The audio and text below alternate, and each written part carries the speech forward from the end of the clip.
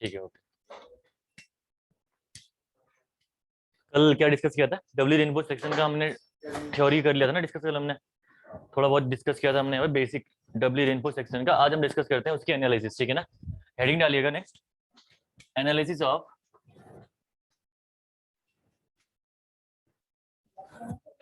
Of W reinforce section, W reinforced section, ठीक है। W reinforce section की analysis आज डिस्कस करनी है हमें, कैसे हम इस सेक्शन को एनालाइज करते हैं। जैसे हमने और सेक्शन एनालाइज करे वैसे ही करना है, सिंपल सा है, ठीक है। आप डिफिकल्ट नहीं है क्योंकि आपने एक बार चीजें पढ़ ली है, तो ये काफी इजी है। पहले सेक्शन बनाते हैं, ठीक है। जो कल सेक्शन हमने बनाया था दोनों को मैं कंबाइन करके एक ही में बनाऊंगा अपनी एनालिसिस के लिए। तो देखिए सेक्शन आपका कैसे बन के आएगा।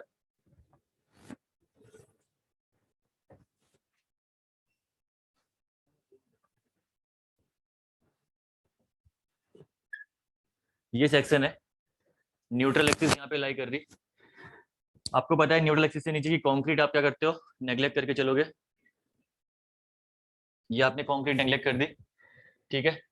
साथ में जो रेनफोर्समेंट है, टेंशन रेनफोर्समेंट आप प्रोवाइड करोगे बॉटम पे न्यूट्रल एक्सिस से, और कॉम्प्रेशन रेनफोर्समेंट आप प्रोवाइड करोगे टॉप कॉम्प्रेशन में। यहाँ पे आप प्रोवाइड करोगे कॉम्प्रेशन रेनफोर्समेंट, ठीक है।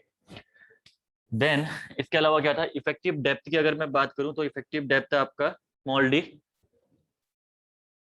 Is the effective depth. And और क्या बचा, डीसी आपका जो कवर आप प्रोवाइड करोगे टॉप में, दैट इज डीसी, ये वाला पॉइंट, ये वाला पोर्शन, दैट इज डीसी, ये डीसी, ठीक है। साथ में एक्सयू आपकी कंसीडर कर रहा हूं मैं, depth of neutral axis from the top compression fibre, that is x u, ठीक है। एक्सयू मैंने कंसीडर यहाँ पे कर लिया है। देन उसके बाद इसका आप क्या करिए, नेक्स्ट स्टेप में आप इसका करिए स्ट्रेन डायग्राम प्लॉट करिए, ठीक है। अगले स्टेप में इसका आप करिए स्ट्रेन डायग्राम प्लॉट, ये है टॉप कंप्रेशन फाइबर, ओके। जब इसका स्ट्रेन डायग्राम प्लॉट करोगे तो कैसा बन के आएगा, लीनियर ना, लीनियर स्ट्रेन डायग्राम आपका इसका निकल के आएगा, ठीक है। और ये डायग्राम आप बना लोगे कुछ ऐसे, ये हो गया लीनियर स्ट्रेन डायग्राम। किसकी वजह से होता है, कौन से जंक्शन की वजह से, ये बर्नौली एजम्पशन की वजह से, ठीक है ना। बर्नौली एजम्पशन की वजह से लीनियर स्ट्रेन डायग्राम निकल के आएगा। तो यहाँ पे आप लिख लोगे linear strain diagram, linear strain diagram. अगर स्ट्रेन की मैं बात करूं तो टॉप कॉम्प्रेशन फाइबर में स्ट्रेन कितना होता है आपका, 0.0035 ना, 0.0035। और जहां पे स्टील प्रेजेंट है, वहां पे मैं स्ट्रेन एज्यूम कर रहा हूं एप्सिलॉन एससी, ठीक है। एप्सिलॉन एससी मैंने एज्यूम कर लिया स्ट्रेन जहां पे आपकी स्टील प्रेजेंट है। और कहीं किसी पॉइंट पे एक स्ट्रेन की वैल्यू और होगी आपकी, दैट इज पॉइंट कितना, 0.002 आपकी स्ट्रेन की वैल्यू किसी पॉइंट पे होगी। और अगर मैं यहाँ पे टेंशन साइड की मैं बात करूं तो टेंशन साइड में आपका जो स्ट्रेन होगा that is 0.87 FY upon ES, या FY अपॉन 1.15 भी आप लोग कह सकते हो इसको, ठीक है।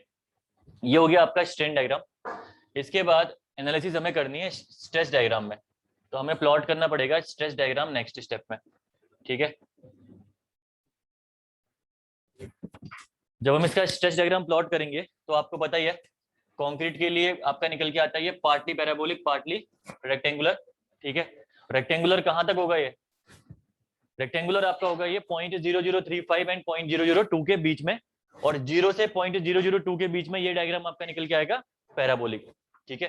तो यहाँ पे आप देखिए ये डायग्राम आपका बनेगा पैराबोलिक, पैराबोलिक के बाद यहां से बन के आ जाएगा ये रेक्टेंगुलर, ये बन गया इसका स्ट्रेच डायग्राम, ठीक है। ये बन गया स्ट्रेच डायग्राम इसका, ओके। देन उसके बाद अगर हम नेक्स्ट देखें यहाँ पे टेंशन साइड में देखोगे तो टेंशन साइड में जो आपका फोर्स निकलेगा, कितने फोर्स हमें निकालने हैं, 3 फोर्स ना। तो 3 फोर्स में से हमने क्या, 4 फोर्स थे वैसे एक्चुअल तो, T1 T2 C1 C2, लेकिन T1 और T2 को मैंने बोला था एक ही जगह हम लोग लेके चलेंगे, तो T1 + T2 = T लेके चल रहा हूं मैं, ठीक है। तो 3 फोर्सेस हमें यहाँ पे निकालना है, एक यहाँ पे स्टील पे, 2 आएंगे आपके कंक्रीट पे, क्योंकि यहाँ पे आपका स्टील भी प्रेजेंट है और आपका कंक्रीट भी है, तभी 2 फोर्सेस आ रहे हैं यहाँ पे, ठीक है। तो T फोर्स आपका यहाँ पे निकल के आएगा, एक T फोर्स यहाँ पे, ठीक है। और डिजाइन स्ट्रेस इन कंक्रीट हमें कितना लेके चलना है 0.45 ऑफ एफसी के, वही चीज है कॉन्सेप्ट, ठीक है। यहाँ पे हमें लेके चलना है डिजाइन स्ट्रेस 0.45 ऑफ एफसी के, ये हमें लेके चलना है डिजाइन स्ट्रेस अपनी डिजाइनिंग में, ठीक है।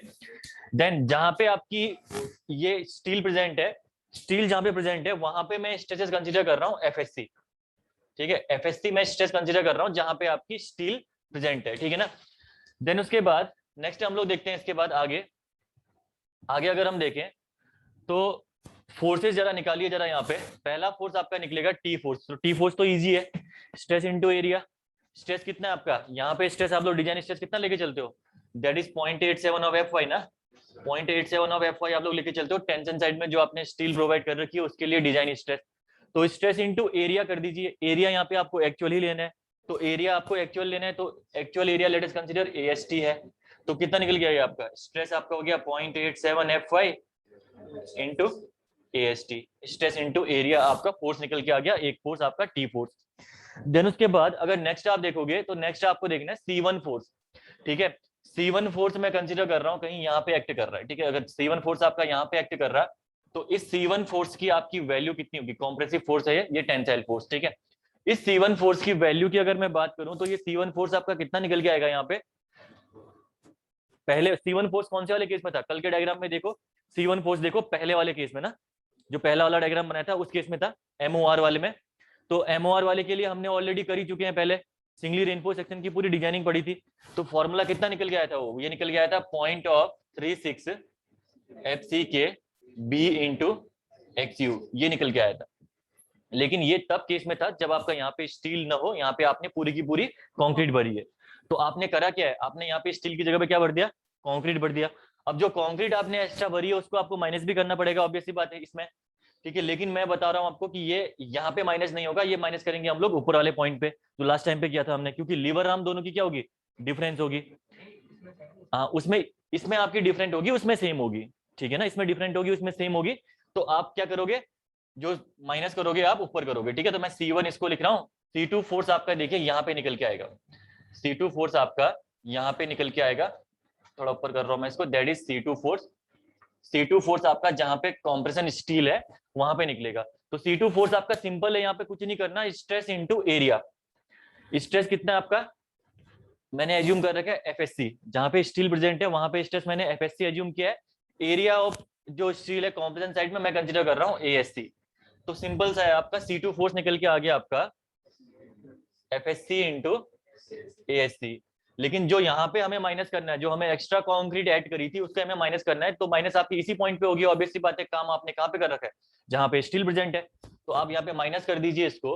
माइनस कितना होगा यहाँ पे कंक्रीट माइनस कर रहे हो तो ऑब्वियस सी बात है स्ट्रेस इन कंक्रीट माइनस होगा।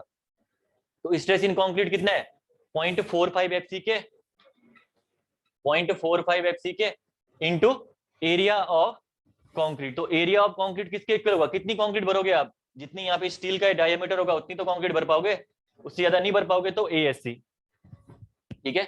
ये हो गया इंटू ASC, इतना फोर्स आपका माइनस हो गया इस वाले में, ठीक है। इसको आप लिख सकते हो कंक्रीट नॉट अवेलेबल, यहाँ पे आप लिख सकते हो कंक्रीट नॉट अवेलेबल,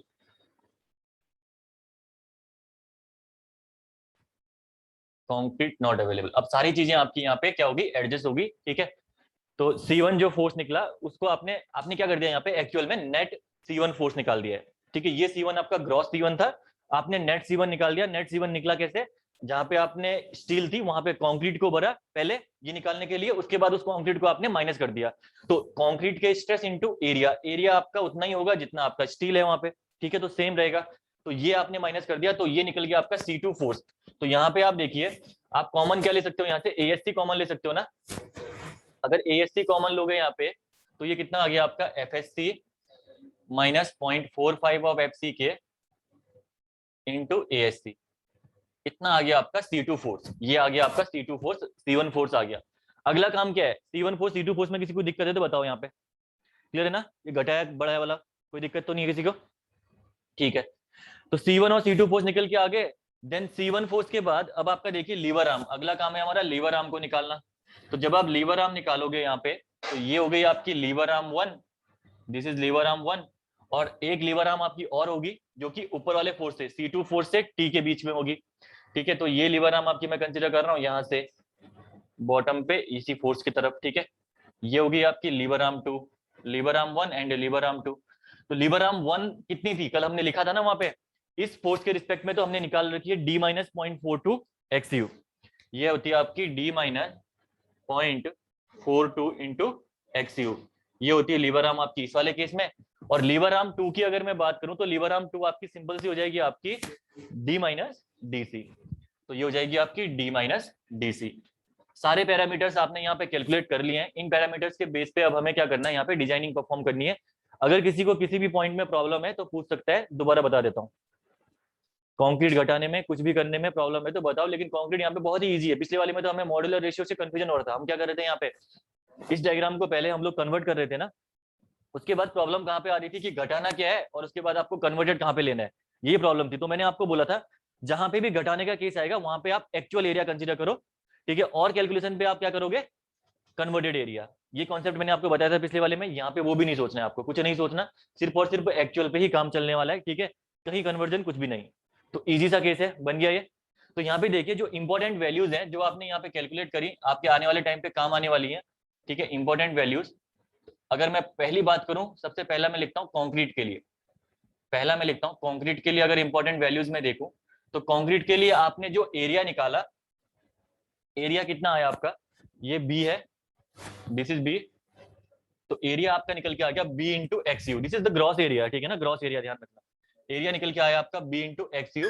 अगर मैं बात करूं नेट एरिया, तो नेट एरिया कितना निकलेगा कंक्रीट का आपका, b x you minus ASC। Simple सी बात है, ठीक है। नेट एरिया ऑफ कंक्रीट आपका निकल के आ गया B x you minus ASC। Then उसके बाद अगला आप यहाँ पे निकाला टोटल सी फोर्स आपका कंक्रीट में कितना निकल के आया, ठीक है, टोटल सी फोर्स। अगर टोटल सी फोर्स की मैं बात करूं तो कंक्रीट में ये टोटल सी फोर्स आपका निकला 0.36 FCK BXU, ठीक है।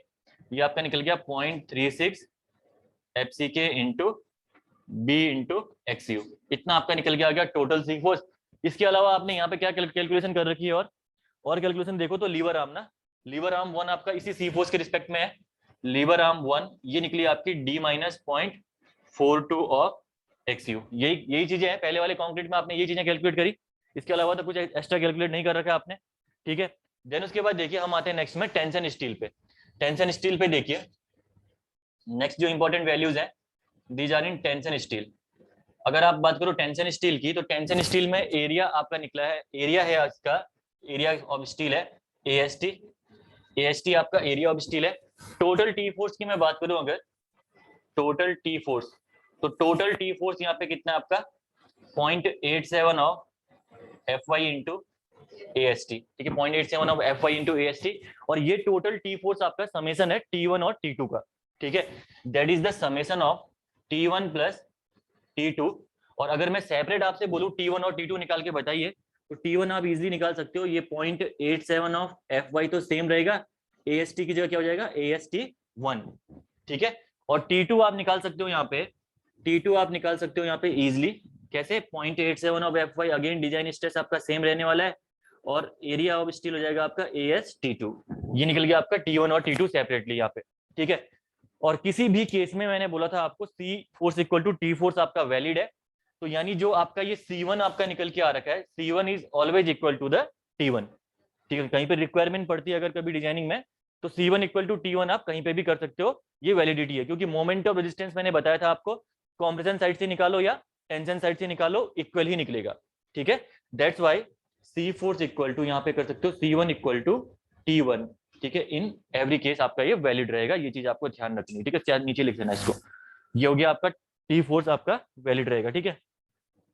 यहाँ पे इसको ऑलवेज भी लिख देना, ऑलवेज भी लिख देना, ताकि ये चीजें आपको कंफ्यूज ना हो, ठीक है। ये तो हो गया आपका टेंशन स्टील के लिए। देन उसके बाद है आपका कॉम्प्रेशन स्टील के लिए। नेक्स्ट थर्ड है आपका जो कैलकुलेशन करी है आपने कॉम्प्रेशन स्टील के लिए। कॉम्प्रेशन स्टील, अगर मैं बात करूं कॉम्प्रेशन स्टील की, तो कॉम्प्रेशन स्टील का एरिया आपने ले रखा है ASC। कॉम्प्रेशन स्टील का एरिया जो कंसीडर कर रखा है, that area will be A suffix x3, ठीक है, एरिया ऑफ कॉम्प्रेशन स्टील। इसमें आपने जो डिजाइन स्ट्रेस कंसीडर कर रखा है, that design stress will be FSC, ठीक है। तो यहाँ पे आप लिख सकते हो design stress, yes design stress, design stress equal to FSC. ठीक है, एक एजम्पशन था, इसी के बारे में डिस्कस करेंगे अभी। मैंने आपको बताया था कि रिप्रेजेंटेटिव स्ट्रेस स्ट्रेन कर्व वाला डब्ल्यू रेनफोर्स सेक्शन में एजम्पशन लिखा था, मैंने बोला था बाद में उसको डिस्कस करेंगे, वो यही है। देखो अब डिजाइन स्ट्रेस इसने क्या कंसीडर किया, यहाँ पे एफएससी कंसीडर कर रखा है। ठीक है, यहाँ पे डिजाइन स्ट्रेस इसने कंसीडर 0.45 एफसी के नहीं किया, क्योंकि मैंने आपको बोला था कि डिफरेंट ग्रेड के लिए डिफरेंट वैल्यू होती है आपकी डिजाइन स्ट्रेस की, कहाँ पे, जहाँ पे कॉम्प्रेशन स्टील प्रेजेंट रहती है। ठीक है, तो इसी वजह से वो एजम्पशन हमारा, मैंने बोलता डब्ल्यू रेनफोर्स में यूज होगा, तो यहीं पे यूज होगा एफएससी निकालने में। अभी उसके बारे में डिटेल में पढ़ना है हमें। ठीक है, तो डिजाइन स्ट्रेस आपका एफएससी निकल के आ गया, और टोटल सी फोर्स यहाँ पे आपका कितना निकल के आया, total C force that is C2, ये निकल के आया आपका एफएससी माइनस 0.45 ऑफ एफसी के इंटू एएससी, इतना आपका निकल के आया टोटल C2 फोर्स। और किसी भी केस में आपका C2 इक्वल टू T2 आपका वैलिड होगा, C2 इक्वल टू T2 आपका वैलिड होगा ऑलवेज। ठीक है, क्योंकि मोमेंट और रेजिस्टेंस सेम है, तो ये भी आपका वैलिड होगा ऑलवेज। ठीक है, यही इंपॉर्टेंट वैल्यूज हैं जो हमने निकाली थी। लीवर आर्म 2 भी निकाली हमने C2 के रिस्पेक्ट में, तो लीवर आर्म 2 की वैल्यू भी आप लिख दीजिए, that is D minus DC। इसके अलावा तो हमने कुछ कैलकुलेट नहीं किया। तो इंपॉर्टेंट वैल्यूज जो हमने कैलकुलेट करी, जो डिजाइनिंग में हमारी यूज होने वाली है, ये यही वैल्यूज हैं। इन्हीं के रिस्पेक्ट में हम लोग डिजाइनिंग करेंगे आगे फॉरवर्ड। ठीक है, किसी को दिक्कत कहीं किसी पॉइंट पे तो बताओ, तो करिए इसको, फिर इसको लिखिए।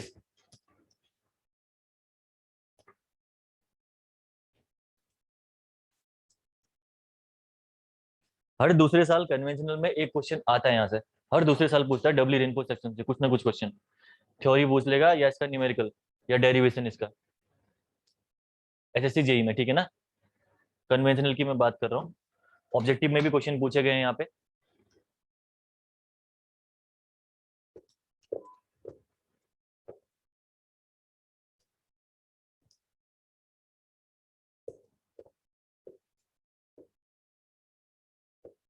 बनाइए इसको आराम से आप लोग, कोड लेके आ रखे हो। ठीक है,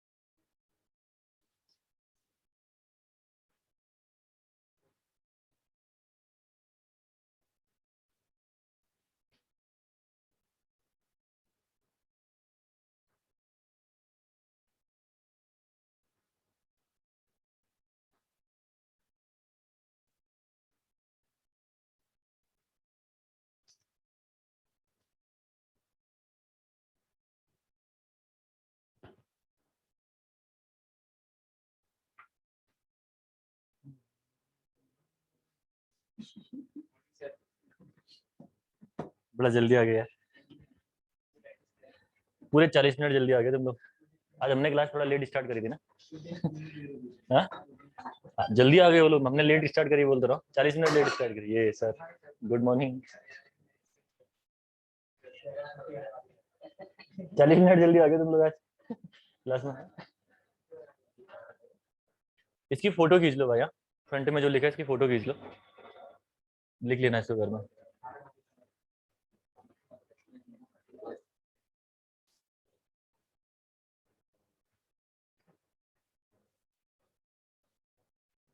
फोटो ले लो उसकी, अपनी मत लेना सेल्फी। बदल ले अपनी, अपनी ले लिया बदल।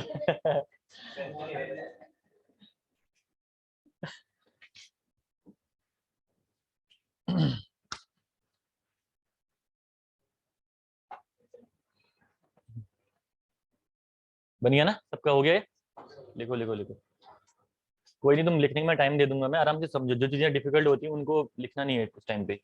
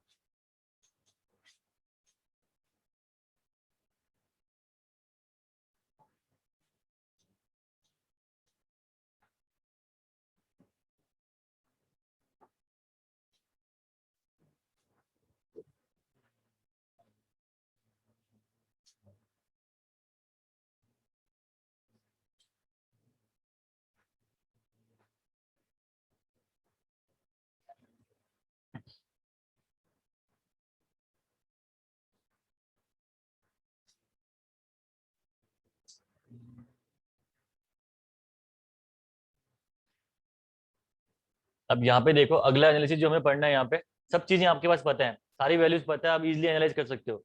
लेकिन एक वैल्यू यहाँ पे आपकी अननोन है, that is FSc. FSc unknown है, एफएससी हमें कैलकुलेट करना पड़ेगा, बाकी सारी चीजें आपकी यहाँ पे नोन है। अगला हमारा काम यहाँ पे डब्ल्यू एनालिसिस में कैलकुलेट एफएससी, मतलब वैल्यू ऑफ एफएससी हमें कैसे निकालनी है वो देखना।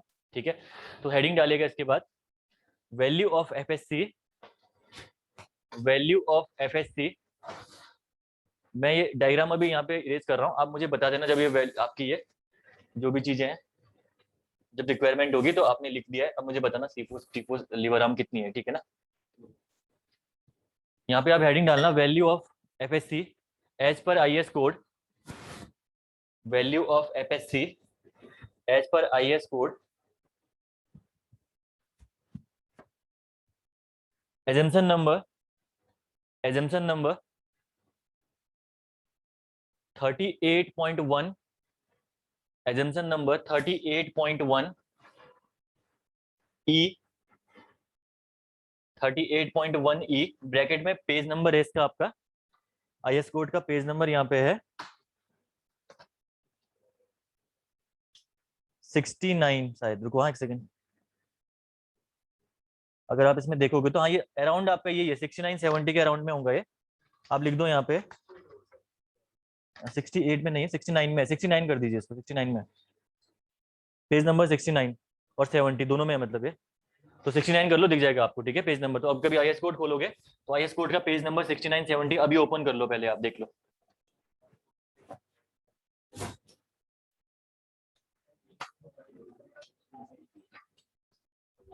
पेज नंबर 69 नहीं दिखा, मिल गया?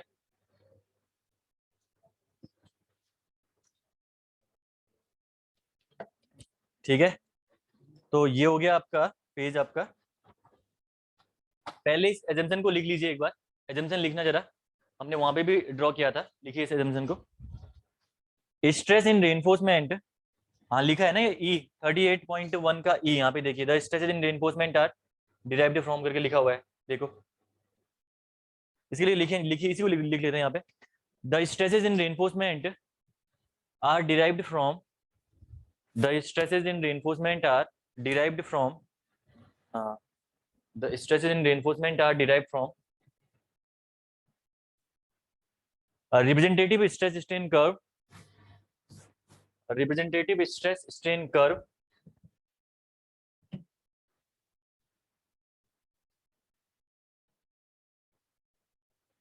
for the type of steel used, for the type of steel used,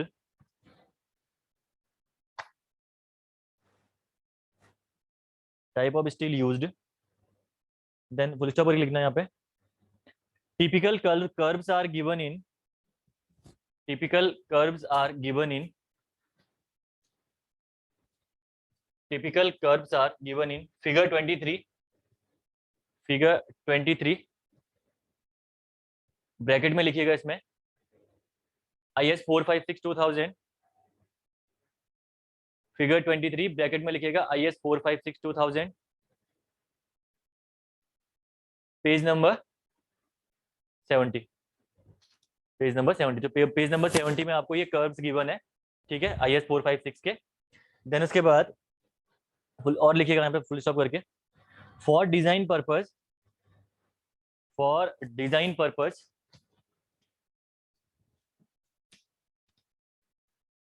partial safety factor, partial safety factor of steel, for design purpose, partial safety factor for steel is given as 1.15, 1.15, ठीक है. तो पहला concept ये ध्यान रखना है यहाँ पे, फिगर में जाने से पहले एफएससी कैसे निकालना है. पार्शियल फैक्टर ऑफ सेफ्टी 1.15 की तो अप्लाई करनी ही करनी है. अगर उससे एडिशनल कुछ अप्लाई करना है तो फिर देखेंगे. 1.15 की पार्शियल फैक्टर ऑफ सेफ्टी आपको अप्लाई एटलीस्ट करनी है आपको, ये तो आपको ध्यान रखना ही है एफएससी कैलकुलेट करने में. मतलब जो टेंशन साइड में आपने स्टील निकाली थी, जब टेंशन साइड में आप देख रहे थे तो जब स्ट्रेस निकाला तो आपने सिर्फ और सिर्फ 1.15 की पार्शियल फैक्टर ऑफ सेफ्टी निकाली, लगाई उसमें, और आपने बोला 0.87 FY आपके डिजाइन स्ट्रेस ऑफ स्टील है बोल दिया. लेकिन कॉम्पिटिशन साइड में क्या होगा, आप 1.15 तो एटलीस्ट लगाओगे, लेकिन उसके बाद भी अगर जरूरत पड़ेगी तो आप पार्शियल फैक्टर ऑफ सेफ्टी वहां पे अप्लाई करोगे, ठीक है. और ये ज्यादा अप्लाई करने का रीजन वही है जो हमने वहां पढ़ा था, क्योंकि यहाँ पे स्ट्रेसेस हायर है ना. कॉन्क्रीट भी प्रेजेंट है यहाँ पे, स्टील भी प्रेजेंट है, ठीक है. पिछली बार में हमने क्या किया था, मॉड्यूलर रेशियो बढ़ाया था. यहाँ पे हम जो इसकी कैपेसिटी है स्टील की उसको थोड़ा सा हम रिड्यूस करके चल रहे हैं ताकि फैक्टर ऑफ सेफ्टी हमें ज्यादा मिले. सिंपल सी बात है, ठीक है. तो अब देखिए, पहली बात तो ये बोल रहा कि इसको आप डिराइव करोगे स्ट्रेस और स्ट्रेन कर्व के बेस पे, ठीक है. स्ट्रेस और स्ट्रेन कर्व किस किसका, स्ट्रेस और स्ट्रेन कर्व जो आपका कॉम्प्रेशन स्टील है उसका, ठीक है. तो कॉम्प्रेशन स्टील में स्ट्रेस आपका क्या था, एफएससी. कॉम्प्रेशन स्टील में स्ट्रेस क्या था, एफएससी, और स्ट्रेन कितना है, एप्सिलॉन ऑफ एससी. तो कर्व आप ड्रॉ करोगे एफएससी और एप्सिलॉन एससी में, लेकिन सबसे पहले उसके लिए हमें एप्सिलॉन एससी तो पता होना चाहिए कर्व बनाने के लिए. एप्सिलॉन एससी की वैल्यू कितनी आएगी, अगर नहीं पता तो आप लोग निकाल नहीं पाओगे एफएससी की वैल्यू, ठीक है. तो एप्सिलॉन एससी की वैल्यू हम निकालेंगे कैसे, देखिए सिमिलर ट्रायंगल यहाँ पे आप अप्लाई कर सकते हो. लीनियर है तो एक बड़ा ट्रायंगल, एक ही छोटा ट्रायंगल, ठीक है. अगर ये डायमेंशन की मैं बात करूं तो ये डायमेंशन कितनी होगी आपकी, this dimension is एक्सयू minus DC ना, एक्सयू माइनस डीसी. यहाँ पे देखिए एक्सयू माइनस डीसी ये हो गया, ठीक है. तो यहाँ पे देखिए from similar triangle concept, from similar triangle concept अगर यहाँ पे अप्लाई करोगे वो कॉन्सेप्ट तो होगा क्या आपका 0.0035 upon XU equal to epsilon SC upon XU minus DC. इतना हो गया आपका ये, ठीक है. तो एप्सिलॉन एससी यहाँ पे आपको निकालना है, तो एप्सिलॉन एससी इक्वल टू ये हो गया आपका एक्सयू minus DC upon XU into 0.0035. ये ऑब्जेक्टिव में आपके जो एसएससी जेईई के एग्जाम में है 2 से 3 बार क्वेश्चन पूछा गया है, ठीक है. वो ये जस्ट इक्वेशन बना के देगा. डब्ल्यू रेनफोर्स सेक्शन में जो स्ट्रेन है आपका कॉम्प्रेशन स्टील में, उसको निकालने के लिए कौन सा आपका फॉर्मूला वैलिडेट करके देता है, ये आपका एक्सयू minus DC upon XU into 0.0035 कैसे निकाला हमने, सिमिलर ट्रायंगल के कॉन्सेप्ट से. यही इंपॉर्टेंट है यहाँ से सबसे ज्यादा ऑब्जेक्टिव के लिए, ठीक है. देन उसके बाद अब आपका एप्सिलॉन एससी निकल गया. तो पहला हम लोग डिस्कस करते हैं माइल्ड स्टील के लिए एफएससी आप कैसे कैलकुलेट करोगे, ठीक है. ए में आप आइए माइल्ड स्टील के लिए, माइल्ड स्टील के लिए. तो देखिए माइल्ड स्टील के लिए यहाँ पे कर्व आपको गिवन है पेज नंबर 70 में. पेज नंबर 70 में देखना जो कर्व सेकंड है आपका, अगर आपको दिख रहा होगा फ्रंट में, नहीं तो अपने उसमें देखिए पेज नंबर 70 में कर्व आपका सेकंड दे रखा है इन्होंने स्ट्रेस और स्ट्रेन के बीच में, ठीक है. तो ये कर्व मैं यहाँ पे ड्रॉ करता हूँ, इसके लिए तो कर ही सकते हैं, अगले वाले के लिए थोड़ा नहीं कर पाएंगे कर्व ड्रॉ एग्जैक्टली। ठीक है, ये हो गया आपका कर्व माइल्ड स्टील के लिए, और ऑब्जेक्टिव में ये भी इंपॉर्टेंट है माइल्ड स्टील वाला केस इसका। ठीक है, तो जब कर्व ड्रॉ करोगे तो आपको बताइए बनेगा आपका स्ट्रेस जो कि आपका है एफएससी, और स्ट्रेन, स्ट्रेन कितना है आपका एप्सिलॉन ऑफ एससी। तो स्ट्रेस और स्ट्रेन के बीच में जब कर्व बनाओगे तो आपको बताइए बाइलिनियर हम लोग लेके चलते हैं यहाँ पे। आइडियल स्ट्रेस स्ट्रेन कर्व क्या लिया इन लोगों ने, बाइलिनियर ही लेके चलते हैं ना, स्ट्रेन हार्डनिंग का रीजन हम लोग यहाँ पे कंसीडर नहीं करेंगे। ठीक है, ये कर्व हम लोग लेके चलते हैं आइडियल स्ट्रेस स्ट्रेन कर्व इन एलएसएम। ठीक है, दोनों लाइन आपके, एक भी लीनियर, दूसरी प्लास्टिक रीजन भी हम लोग क्या करेंगे लीनियर। जो स्ट्रेन हार्डनिंग वाला रीजन है वो हम लोग कंसीडर करते ही नहीं है, क्योंकि लार्ज डिफॉर्मेशन को हम लोग अपने स्ट्रक्चर में नेग्लेक्ट करके चलते हैं। ठीक है, कहीं भी आप सोच लो खुद ही, स्ट्रेन हार्डनिंग में आपका डिफॉर्मेशन बहुत हाई होता है, तो कहीं पे भी आप अलाउ नहीं करोगे ना अपने स्ट्रक्चर में इतना डिफॉर्मेशन, तो वो डिफॉर्मेशन हम लोग काउंट करते ही नहीं है। इसीलिए हम लोग क्या करते हैं बाइलिनियर कर्व ही लेके चलते हैं अपनी डिजाइनिंग में, पहली बात तो। ठीक है, तो जब आपका ये कर्व बना तो यहाँ पे आपको पता है ये वैल्यू आपकी होती है Fy, ये वैल्यू आपकी होती है Fy, वहां पे लिखा भी होगा शायद, देख लीजिए आप लोग, ये वैल्यू Fy है। ठीक है, और modulus of elasticity of steel इन्होंने दे रखी है ES equal to 2 × 10⁵ Newton per mm square, ये दे रखी है ES की वैल्यू। ठीक है, यहाँ पे देखिए आप, ये अगर Fy है, ठीक है, यहाँ पे Fy है, तो आपको करना क्या है, सबसे पहले partial factor of safety apply करनी है Fy पे। पार्शियल फैक्टर ऑफ सेफ्टी आपने कितने की अप्लाई करी यहाँ पे, पार्शियल फैक्टर ऑफ सेफ्टी अगर आपने अप्लाई करोगे तो 1.15 की अप्लाई करोगे। तो अब कंसीडर करते हैं हम लोग, लेट अस कंसीडर, अब आपका जो स्ट्रेस है वो निकल के आ गया इतना। ठीक है, ये आपका हो गया Fy/1.15। ठीक है, तो ये वैल्यू आपकी Fy/1.15 आपकी यहाँ पे लाई करेगी पार्शियल फैक्टर ऑफ सेफ्टी के बाद माइल्ड स्टील के लिए। और आईएस कोड हमें रेकमेंड करता है कि यही वैल्यू आपकी एफएससी है फॉर माइल्ड स्टील। ठीक है, तो एफएससी के लिए माइल्ड स्टील की वैल्यू आपकी Fy/1.15 है। तो एक चीज आप देख पा रहे होंगे, तो ये सिमिलर किसके, आपका ये सिमिलर है आपका किसके लिए, जो आपने डिस्कस किया था, कौन सी स्टील, अगर देखोगे आप यहाँ पे तो डिस्कस आपने किस स्टील के लिए किया था, आपने टेंशन साइड में जो माइल्ड स्टील है, या टेंशन साइड में जो भी स्टील आपकी यूज कर रहे हो उसी के सिमिलर तो है, वहां पे भी तो आपने यही किया था, Fy में आपने 1.15 की पार्शियल फैक्टर ऑफ सेफ्टी लगा दी। तो यहाँ पे माइल्ड स्टील के केस में कॉम्प्रेशन में आपको कुछ नहीं करना, डायरेक्टली 0.87 Fy करना है, और आपका वही वैल्यू है किसकी, एफएससी की वैल्यू है। क्लियर है, माइल्ड स्टील के केस में ओनली। तो अगर इसकी वैल्यू निकालोगे तो एग्जाम में ये पूछ सकता है आपसे कि एफएससी की वैल्यू माइल्ड स्टील के लिए कितनी होती है, FSc for mild steel. Mild steel की अगर मैं बात करूं तो ये हो जाएगा आपका FSC equal to 0.87 of Fy यानी 250। तो 0.87 ऑफ Fy जब आप इसको कैलकुलेट करोगे तो 217.5 आएगा, 217.5, 217.5 न्यूटन पर mm स्क्वायर। ये वैल्यू फिक्स है आपका एफएससी की, किसके लिए, माइल्ड स्टील के लिए। This value is fix for the mild steel, और ये आपको ध्यान रखनी वैल्यू। ठीक है, कैसे निकली है, क्योंकि एग्जाम में आने वाले टाइम पे ये क्वेश्चन पूछ सकता है, कभी भी आया नहीं है क्वेश्चन अभी एग्जाम में, मुझे लगता है पूछ सकता है क्योंकि ये वैल्यू डायरेक्ट है। ठीक है ना, ये हो गया आपका माइल्ड स्टील के लिए एफएससी की वैल्यू का कैलकुलेशन कैसे आपको करना है, समझ में आया सबके। नेक्स्ट उसके बाद है आपका Fe415 और Fe500 स्टील के लिए। ठीक है, मैं राइट साइड पे लेफ्ट साइड का ये हटा रहा हूँ, अब ये XU - DC अपने डायग्राम में लिख लेना इसको। ठीक है, इसको XU - DC, बाकी तो हमने कुछ नहीं कर रखा है, सिमिलर ट्रायंगल वही अप्लाई कर रखा है, इसको आप XU - DC कर लो, बाकी मैं इसको इरेज कर रहा हूँ।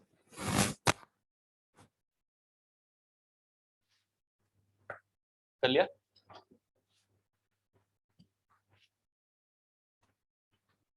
अगला है आपका माइल्ड स्टील के लिए, सॉरी Fe415 और Fe500 के लिए। नेक्स्ट है आपका, आपको कर्व दिख रहा होगा for HYSD bar, HYSD bar second है आपका, that is for Fe415 oblique Fe500 के लिए एफएससी का कैलकुलेशन कैसे हम लोग करेंगे। ठीक है, जरा कर्व देखिए, यहाँ पे सेम चीज है, यहाँ पे आपको कुछ नहीं करना यहाँ पे भी। ठीक है, एक चीज होगी, आपको टेबल गिवन होगी एग्जाम में, अप्लाई कैसे करना है मैं बता देता हूँ आपको। ठीक है, अभी थोड़ी देर में क्वेश्चन करेंगे तो मैं एप्लीकेशन उसकी बता दूंगा आपको अप्लाई कैसे करना है एग्जाम में। लेकिन ये HYSD की वैल्यू उन्होंने निकाली कैसे, उसके लिए कर्व देखिए, इन्होंने क्या कर रखा है, सेम इन्होंने पहले HYSD बार का स्ट्रेस स्ट्रेन कर्व ड्रॉ किया। ठीक है, और आपको पता ही है स्ट्रेस स्ट्रेन कर्व आपका क्या निकल के आएगा, ये स्ट्रेस स्ट्रेन कर्व आपका देखिए, दिस इज एफएससी, और ये आ गया आपका एप्सिलॉन एससी, इसके बीच में स्ट्रेस स्ट्रेन कर्व HYSD बार के लिए ये निकल के आता है। कोल्ड वर्किंग प्रोसेस पढ़ी थी आपने, वहां पे हमने ये कर्व ड्रॉ किया था उस टाइम पे, ठीक है। ये कर्व आपका निकल के आता है FSC और ESC के बीच में। इन्होंने क्या कर रखा है, 0.002 का स्ट्रेन अगर आपका यहाँ पे कट कर रहा है तो इन्होंने यहाँ पे इसको FI मान लिया, ठीक है। यहाँ पे इन्होंने क्या कर लिया, इसको FI मान लिया, ठीक है। देन उसके बाद फर्दर यहाँ पे मैंने बोला था आपको पार्शियल फैक्टर ऑफ सेफ्टी तो लगानी ही लगानी है, ठीक है। पार्शियल फैक्टर ऑफ सेफ्टी आपको यहाँ पे लगानी ही लगानी है। तो जब पार्शियल फैक्टर ऑफ सेफ्टी लगाओगे तो अब वैल्यू लेट अस कंसीडर आपकी आ गई यहाँ पे, that is FY upon 1.15। Same चीज आपने करनी है, ये यहाँ पे करी वो चीज आपने यहाँ पे भी करी, ठीक है। अब यहाँ पे जो चीजें डिफरेंट है, यहाँ पे डिफरेंस क्या है, यहाँ पे आपको करना क्या है, आपको स्ट्रेन कैलकुलेट करना है, ठीक है। ये ESC की वैल्यू है, ये कैलकुलेट करनी है। और डिफरेंट डिफरेंट ESC के लिए वैल्यूज आपकी डिफरेंट डिफरेंट है FSC के लिए, ठीक है। यानी जैसे एक स्ट्रेन आपका यहाँ पे कैलकुलेट आया, दूसरा स्ट्रेन, आपको ये कर्व याद नहीं करना है, जस्ट कर्व समझ लो कैसे निकला है। बाकी उसके अलावा वैल्यूज मैं दे रहा हूँ अभी थोड़ी देर में, कुछ वैल्यूज है मेरे पास, एग्जाम में आपको वैल्यूज मेंशन करेगा, एग्जाम में मेंशन करता है, हर क्वेश्चन में करता है वो, ठीक है। और आपको सिर्फ अप्लाई करना है वहां पे। तो यहाँ पे देखिए ये ESC की वैल्यू है, ये भी ESC की वैल्यू है, ये ESC की, ये ESC की। इन डिफरेंट डिफरेंट स्ट्रेन में आपको क्या करना है, आपको FSC की वैल्यू कैलकुलेट करनी है। आपको इसको यहाँ से ड्रॉ करना है, उसने कहाँ कर रखा है, उसने ऊपर वाले कर्व से ड्रॉ कर रखा है, उस केस में कोड में ऊपर वाले कर्व से ड्रॉ कर रखा है ना ये चीजें फ्रंट में, लेकिन वो ऊपर वाले कर्व से नहीं करना है, उन्होंने partial factor of safety consider नहीं की उसमें, ठीक है। उसमें आपको 1.15 से डिवाइड भी करना पड़ेगा जो वैल्यू आ रही है ऊपर वाले में कर्व में, ठीक है। मैं डायरेक्टली नीचे वाले कर्व से यहाँ पे ड्रॉ कर रहा हूँ। तो यहाँ पे देखिए ESC की वैल्यू अगर ये आएगी तो इसके रिस्पेक्ट में आपकी FSC ये हो जाएगी, ठीक है। ESC की वैल्यू अगर ये आएगी तो इसके रिस्पेक्ट में FSC ये हो जाएगी। इन सिमिलर वे ESC की ये आएगी तो वैल्यू आपकी FSC की इस केस में ये हो जाएगी, ठीक है। तो ये आपको ऐसे ड्रॉ करके आपको यहाँ पे FSC की वैल्यूज कैलकुलेट करनी है इन case of the FE 415 and FE 500। अगर यहाँ पे आप कर्व में देखोगे तो कर्व में इन्होंने दे भी रखी वैल्यू, देखिए यहाँ पे इन्होंने 0.001 का जब स्ट्रेन है तो उस केस में FSC की वैल्यू इन्होंने दे रखी है 0.85 FY, लेकिन ये 0.85 FY आपका without partial factor of safety लगाने के बाद है। अगर आप पार्शियल फैक्टर ऑफ सेफ्टी इसमें कंसीडर करोगे तो 1.15 से इसको डिवाइड भी करना पड़ेगा आपको अगेन, या 0.87 से आपको मल्टीप्लाई भी करना पड़ेगा इस वैल्यू को, ठीक है। तभी इसने ऊपर वाले कर्व से ही ड्रॉ कर दिया है इस केस में, ठीक है ना। ऊपर वाले कर्व से ही ड्रॉ कर रखा है, मैंने नीचे वाले कर्व से ड्रॉ कर दिया क्योंकि मैंने ये partial factor of safety consider कर रखी है इस केस में, ठीक है। तो ऐसे आपको FSC की वैल्यू यहाँ पे निकालनी है। बाकी इस कर्व से आपका लेना देना नहीं है, इसको जस्ट आप समझ लो थोड़ा सा। किसी को दिक्कत है तो इस कर्व में बताओ, अदरवाइज मैं बताता हूँ आपको कैसे आपको ये वैल्यूज आपको रखनी है, ठीक है, ठीक है ना। तो यहाँ पे देखिए नेक्स्ट में आपको करना क्या है, यहाँ पे इस कर्व से समझते हैं हम लोग। मैं FE 415 के लिए वैल्यूज दे रहा हूँ आपको, FE 500 के लिए वैल्यू जो भी होंगी आपको एग्जाम में मिल जाएंगी। जहाँ पे भी एग्जाम में जाओगे आपको वैल्यूज गिवन रहेंगी, तो आपको पूरा टेबल बनाने की जरूरत नहीं है इसमें, ठीक है ना। तो यहाँ पे देखिए मैं यहाँ पे बना रहा हूँ इस टेबल को, ठीक है। ये बनाने की जरूरत नहीं है, तो जस्ट समझ लो कोड से, बस हो गया। Value of FSC, value of FSC की वैल्यूज देखिए मैं बताता हूँ यहाँ पे आपको। सबसे पहला आप देखिए FE 415 के लिए मैं बता रहा हूँ, ठीक है।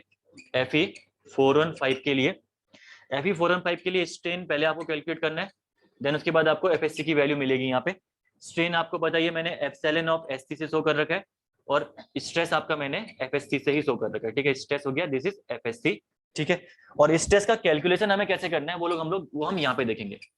स्ट्रेस का कैलकुलेशन कैसे करना है हम यहाँ पे देखेंगे, ठीक है। तो यहाँ पे देखिए स्ट्रेन आपकी डिफरेंट डिफरेंट स्ट्रेन है, मैं सारे स्ट्रेन यहाँ पे लिख रहा हूँ। पहला स्ट्रेन इसके लिए है 0.00144, ठीक है। देन उसके बाद है 0.00163, उसके बाद है 0.00192, उसके बाद है 0.00241, देन उसके बाद है 0.00276, देन उसके बाद है 0.00380। ये आपके डिफरेंट स्ट्रेन की वैल्यू है। इसके लिए आपको FSC कैलकुलेट करनी है, ठीक है। FSC कैलकुलेट करने के लिए पहला चीज तो आपको ध्यान रखना है 1.15 की पार्शियल फैक्टर ऑफ सेफ्टी हर जगह लगेगी, ठीक है। तो आप क्या कर दीजिए यहाँ पे 0.87 ऑफ FY कर दीजिए, यहाँ पे भी नीचे वाले में भी आप 0.87 ऑफ FY, मतलब ये तो आपको करना ही करना है, ठीक है। 0.87 ऑफ FY, देन अगेन आप थर्ड वाले में भी आप 0.87 ऑफ FY, ठीक है। उसके बाद भी आप फोर्थ वाले में 1 2 3 4 वाले में आप करोगे 0.87 ऑफ FY, उसके बाद फिफ्थ वाले में 0.87 ऑफ FY, ये आपको करना ही करना है। ये आपका 0.87 ऑफ FY, ठीक है। इतना आपने यहाँ पे इसको लेना ही लेना है, वैल्यू आपको partial factor of safety apply करनी ही करनी है, ठीक है। तो अगर आपका देखिए अगर स्ट्रेन की वैल्यू आपकी 0.00144 है तो इसको आपको additional factor of safety provide करनी है 0.80 से मल्टीप्लाई करके, 0.80 से मल्टीप्लाई करके इसको additional factor of safety provide करनी है इन केस ऑफ 0.00144। आपको ये भी याद करने की जरूरत नहीं, जस्ट मैं कोड के तौर पे आपको बता रहा हूँ। वैल्यूज आपको यही वैल्यूज हैं जो आएंगी एग्जाम में डायरेक्टली, ये दोनों वैल्यूज दे रखी होंगी, इनके बेस पे आपको न्यूमेरिकल सॉल्व करना है। ठीक है, ये हो गया आपका 0.80 देन उसके बाद अगर ये वाला स्ट्रेन होगा तो यहाँ पे आपको लेना है 0.85 ऑफ Fy। ठीक है, उसके बाद नेक्स्ट वाले में लेना है आपको 0.90 ऑफ Fy। देन उसके बाद नेक्स्ट में लेना है आपका 0.95 ऑफ Fy, 0.95 ऑफ Fy। उसके अगले वाले में 0.975, 0.975 ऑफ Fy। और फाइनल वाले में आपको लेना है 1 into Fy। ये आपको कोड ने रेकमेंड कर रखी है वैल्यूज जो आपको लेनी है यहाँ पे। ठीक है, आप ऐसे करके स्ट्रेन निकल गया, स्ट्रेन के बेस पे आपने स्ट्रेस की वैल्यू यहाँ पे कैलकुलेट कर ली, जो कि निकल के आएगी, इसके लिए निकलेगी आपकी 347.8, कैलकुलेट आप कर सकते हो। ठीक है, दूसरा आपका, सॉरी यहाँ पे नहीं निकलेगा 348, मैंने गलत कर दिया, नहीं पहले के लिए निकलेगा आपका 288.7, 288.7। दूसरे के लिए निकलेगा आपका 306.7, फिर निकलेगा आपका 324.8, देन निकलेगा आपका 342.8, उसके बाद आपका निकलेगा 351.8, देन आपका निकलेगा 360.9। ये वैल्यूज आपकी निकल के आएंगी इस केस में। ठीक है, सारी की सारी। अब आपको क्या है, एग्जाम में सिर्फ और सिर्फ ये दोनों वैल्यूज दे रखी होंगी, इन दोनों वैल्यूज के बेस पे आपको यहाँ पे एग्जाम में क्या करना है, क्वेश्चन को सॉल्व करना है। ठीक है, ये आपको ध्यान नहीं रखना कैसे निकला, यहाँ पे सिर्फ और सिर्फ माइल्ड स्टील का ध्यान रखना कि 0.87 से मल्टीप्लाई करो और एफएससी डायरेक्टली निकल जाती है, और Fe415 अगर Fe500 स्टील दिया होगा तो आपको ये दोनों वैल्यूज आपको एग्जाम में गिवन होंगी। यहाँ पे मैंने लिखवाने का रीजन ये है क्योंकि मैं क्वेश्चन कराऊंगा आपको, तो उस टाइम पे इसकी रिक्वायरमेंट पड़ेगी आपकी। ठीक है, तो ये आपका स्ट्रेन है, और वहां पे आप कर्व में भी देख सकते हो डिफरेंट डिफरेंट स्ट्रेन के लिए वैल्यूज आपको दे भी रखी है। देखिए आपका 0.80 Fy दे रखी है एक वैल्यू, दूसरी वैल्यू 0.85 ऑफ Fy, फिर 0.90 of Fy, 0.95 of Fy, then 0.975 of Fy, उसके बाद Fy। ये वैल्यूज आपको दे रखी है वाई एक्सिस में, अगर आप देख पाओगे कर्व में, वही वैल्यूज मैंने यहाँ पे ड्रॉ कर दी है, यहाँ पे प्रॉपर एकदम आपका जो आपका एग्जैक्ट वैल्यूज होती है उसके बेस पे। ठीक है, तो ये चीजें मैंने ड्रॉ कर दी यहाँ पे। आप एक काम करिए, इसको राइट डाउन करिए, उसके बाद हम लोग क्या करते हैं न्यूमेरिकल। एक सेकंड रुकिए, एक सेकंड जरा रुकना। अब होगा क्या अगर आपकी स्ट्रेन की वैल्यू इन दोनों के बीच में आ गई, अगर दोनों चीजें दे रखी हैं, जरूरी तो नहीं है कि स्ट्रेन आपका एग्जैक्ट यही आए, एग्जैक्ट यही आए, आपका इन दोनों के बीच में भी स्ट्रेन लाई कर सकता है। तो उस केस में क्या करेंगे हम लोग, इंटरपोलेशन। इंटरपोलेशन अगर आपको करना नहीं आता है तो इंटरपोलेशन देखिए कैसे करते हैं हम लोग। इंटरपोलेशन में सिखा देता हूँ ताकि आपको न्यूमेरिकल में प्रॉब्लम ना आए। इंटरपोलेशन देखिए, ये भी सीख लेते हैं हम लोग यहीं पे। ठीक है, इंटरपोलेशन में हम लोग, आप लोग क्या करोगे, देखिए 3 वैल्यूज में लिख रहा हूँ यहाँ पे। पहली वैल्यूज में लिख रहा हूँ 200, 250, और मैं यहाँ पे लिख रहा हूँ 400। ठीक है, कुछ भी लिख लो आप, 400। और यहाँ पे इस साइड की वैल्यूज है आपकी 20x और 40, ये वैल्यूज आपको दी होंगी। यानी केस यहाँ पे हो क्या रहा है, यहाँ पे आपको स्ट्रेन की 3 वैल्यूज दे रखी हैं, 1 2 3। स्ट्रेस आपको कैलकुलेट करना है, स्ट्रेस आपको 2 दे रखे हैं, सेम आपका स्ट्रेन 3, स्ट्रेस आपके 2। आपको एक बीच वाला स्ट्रेस यहाँ पे कैलकुलेट करना है। इस केस में आपको सिंपल सा है, कुछ नहीं करना यहाँ पे। बहुत से तरीके आपने पढ़े होंगे, मैं आपको बहुत ही इजी सा वे देता हूँ यहाँ पे आपको शो करने का। आपको यहाँ पे लाइन की इक्वेशन यहाँ पे सेटिस्फाई करवानी है।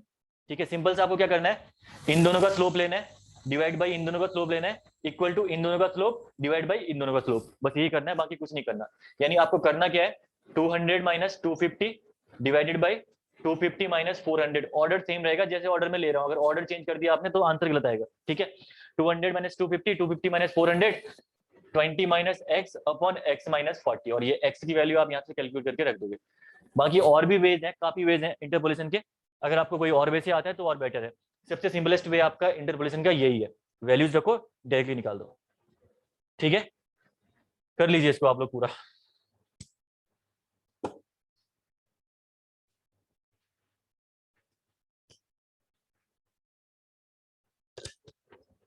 एग्जाम में क्वेश्चन अगर आपका माइल्ड स्टील का आ गया तब तो आपको बहुत ही ईजी है, एफएससी की वैल्यू आप सीधे 217.5 रखिए, आपका आंसर निकल के आ जाएगा। लेकिन अगर Fe415 या Fe500 का एग्जाम में क्वेश्चन पूछ दिया, थोड़ा सा कॉम्प्लिकेशन है वहां पे उसके बाद। ठीक है, अभी क्वेश्चन करते हैं, एक देखते हैं।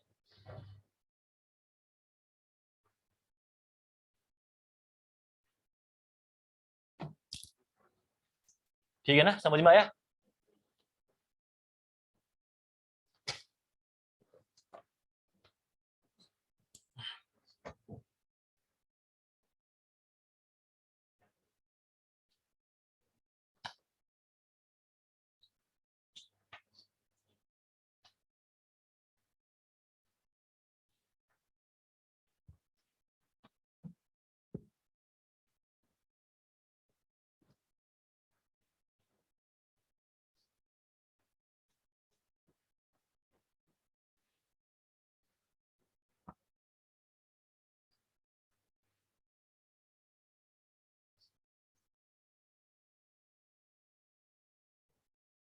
ठीक है, 20 मार्क्स का क्वेश्चन आता है, क्योंकि इतना बड़ा क्वेश्चन नहीं जाता है। अगर ट्रायल आपका पहले में सही बैठ गया, पहले सेकंड में, तो लंबा क्वेश्चन नहीं जाता है। तो 20 मार्क्स का क्वेश्चन एग्जाम में पूछा जाता है, ये वाला क्वेश्चन। और अगर माइल्ड स्टील से पूछ दिया तो और ही ईजी है, 20 मार्क्स आपके वैसे दे दिए, उसके बाद तो उसमें कुछ नहीं करना वहाँ पे।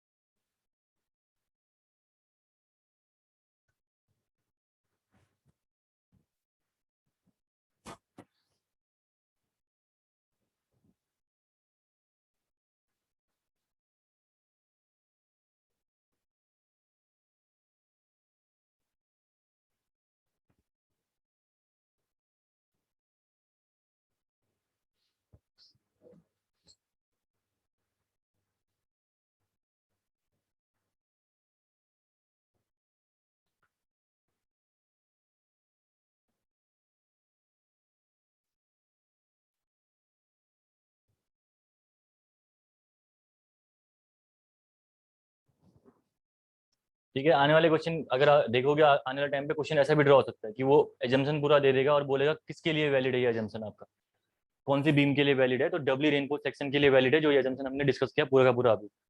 ठीक है, तो ऐसा क्वेश्चन भी एग्जाम में आपको देखने को मिल सकता है आने वाले टाइम पे।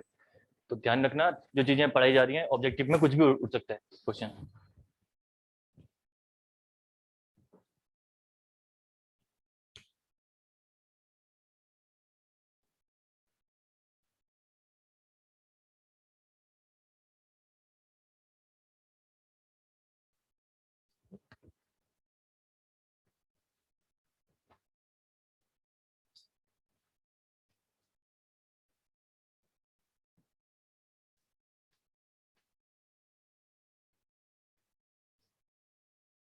आपका ओसीएफ कितने बजे से? 11:45 से ना?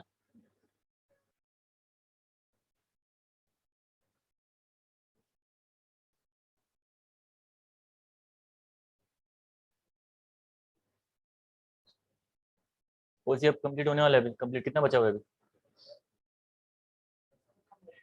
अब तो कम हो गया होगा ना, 2-3 दिन का। हाँ सर पे डिपेंड है।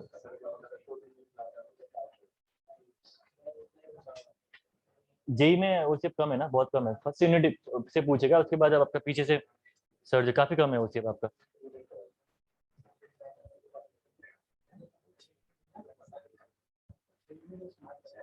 इसमें ओसीएफ में 6 यूनिट मेंशन है आपकी सिलेबस में एसएससी जेई की। हाँ, लेकिन उसमें ये है कि आपको हर चीज उसमें डिस्कस नहीं करनी, क्योंकि नहीं पूछेगा पूरा उतना। वो ईएस गेट में ज्यादा जाता है। तो ये है कि पहली वाली जो यूनिट है उसको प्रॉपर तरीके से डिस्कस करना है, उसमें से क्वेश्चन आते हैं आपके ओसीएफ से। उसके बाद तो कम ही करना है, अपना ज़्यादा दिक्कत नहीं है उसमें। ओसीएफ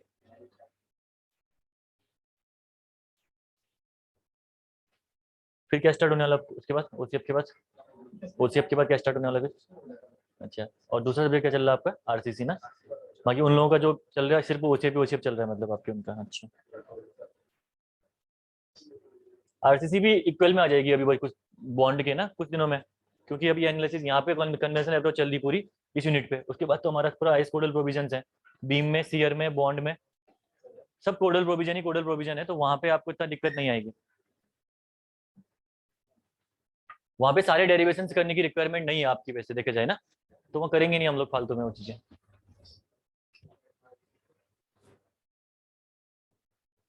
क्वेश्चन ज्यादा सॉल्व करेंगे उन केसेस में, ठीक है ना, कि बॉन्ड का फॉर्मूला लिखा दिया, बॉन्ड के फॉर्मूले में जितने क्वेश्चन बन सकते हैं आपके वो सारे क्वेश्चन बन जाएंगे आपके। ठीक है, और ऑब्जेक्टिव में उससे बाहर कुछ नहीं जाएगा जेई के लेवल में, इतना ध्यान रखना। तो उस अप्रोच से आपका कुछ टाइम पे ही पहुंच जाएंगे बॉन्ड के ऊपर।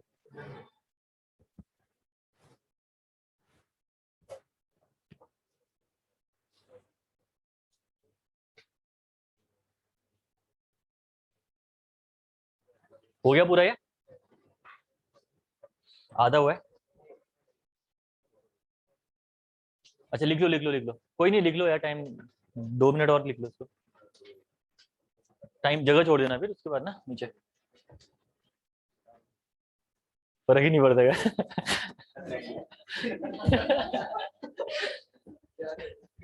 वो लिख रहा था, मैंने बोला मिटा दूंगा, तो हाँ से मिटा दूँ, तो कह रहा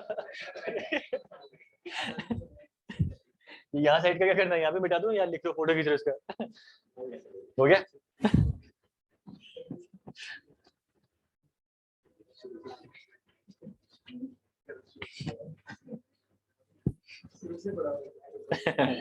हाँ कोई समझ में नहीं आया, बोला पिछली बार बोल रहा था वो सर पूरा बढ़ा दो, अगली बार बोलेगा सर शुरू से ना पूरा बेसिक चीजें जो होगा वहां से पढ़ा दो।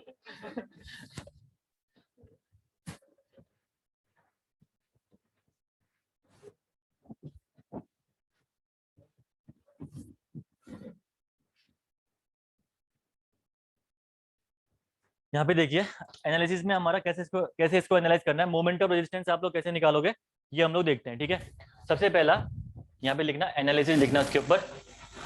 एनालिसिस में आप लोग देखिए, पहला देखिए moment of resistance. Moment of resistance जब आप निकालोगे इसका, तो मोमेंट ऑफ रेजिस्टेंस के लिए पहला स्टेप लिखते जाइए साथ में। पहला स्टेप आप लोग लोगे एक्सीओ लिमिटिंग का। एक्सीओ लिमिटिंग निकालोगे आप के इंटू डी से। के की वैल्यू सबके लिए आपको गिवन होगी 700/1100 प्लस 0.87 F5, 0.53, 0.48, 0.46 लिखा रखी वैल्यू सारी। ठीक है, सेकंड स्टेप में आप लोग निकालोगे actual depth of neutral axis. Actual depth of neutral axis, ठीक है, ताकि सेक्शन आप कंपेयर कर पाओ कि अंडर रेनफोर्स है, ओवर रेनफोर्स है, या कौन सा सेक्शन है। देन उसके बाद नेक्स्ट स्टेप में आप जब आगे बढ़ोगे तो थर्ड आपका स्टेप जो आएगा, सॉरी एक्चुअल डेप्थ निकालो तो सही।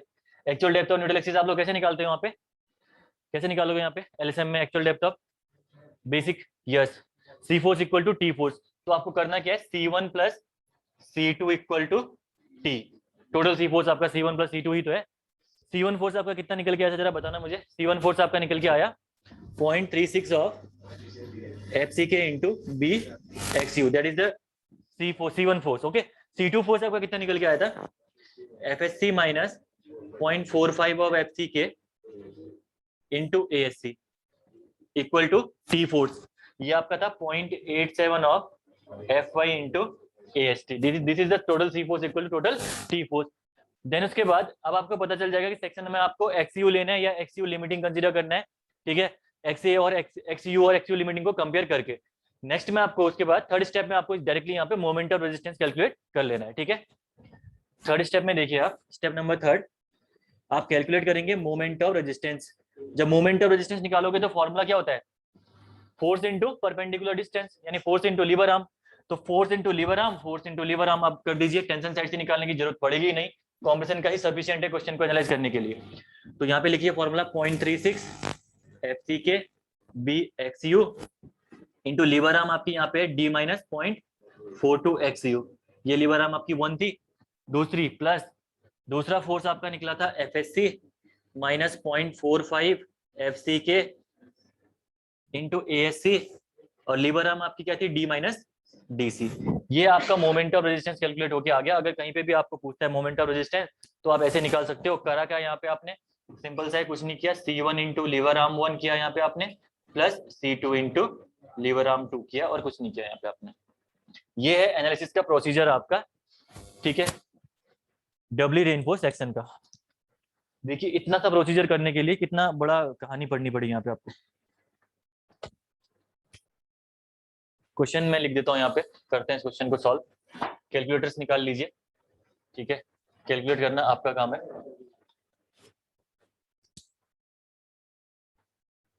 410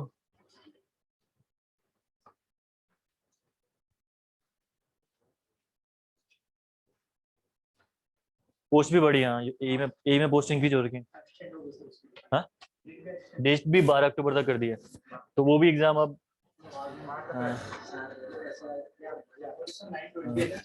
किसमें, मैंने टोटल जेई का, जेई में टोटल मेंशन कर रखा है 920 सीट्स हैं बोल के आपकी।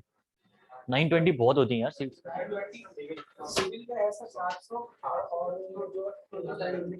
इसमें उत्तराखंड, ओनली उत्तराखंड डिप्लोमा है इसमें। गजब, तुम लोग के मजे है मतलब। हाँ, डोमिसाइल ओनली उत्तराखंड ही हुआ फिर वो, कोई बाहर वाला डोमिसाइल थोड़ा ना बना पाएगा हमारे यहाँ के। हाँ ये तो है, पढ़ा बाहर से, ये तो है ही अलाउड है। कोई अगर जैसे आपके हाँ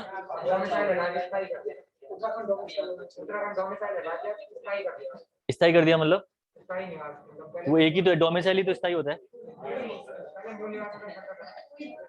डोमिसाइल को इंग्लिश में स्थायी को डोमिसाइल को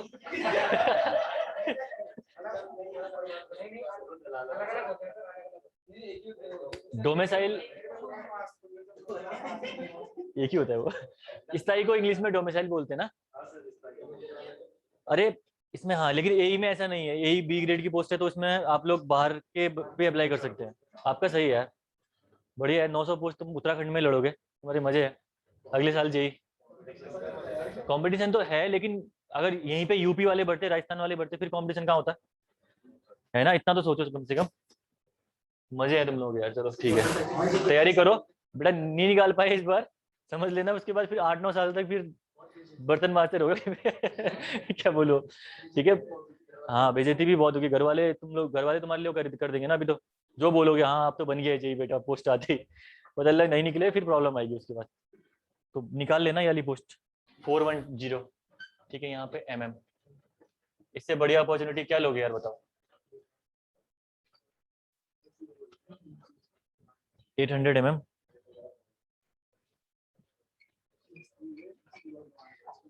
फिर तुम्हारा ही कोई दोस्त गवर्नमेंट जेई बन के आएगा, फिर प्राइवेट जेई तुम्हारे यहाँ आएगा तो तुम फिर सलाम करोगे। प्राइवेट जेई मतलब जो होगा ना दूसरा। हाँ 700 दिहाड़ी पे, वो दिहाड़ी बांट रहा हो तुमको ना ये लोग।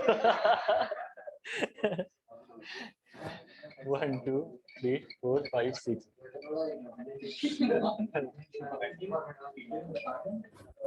428।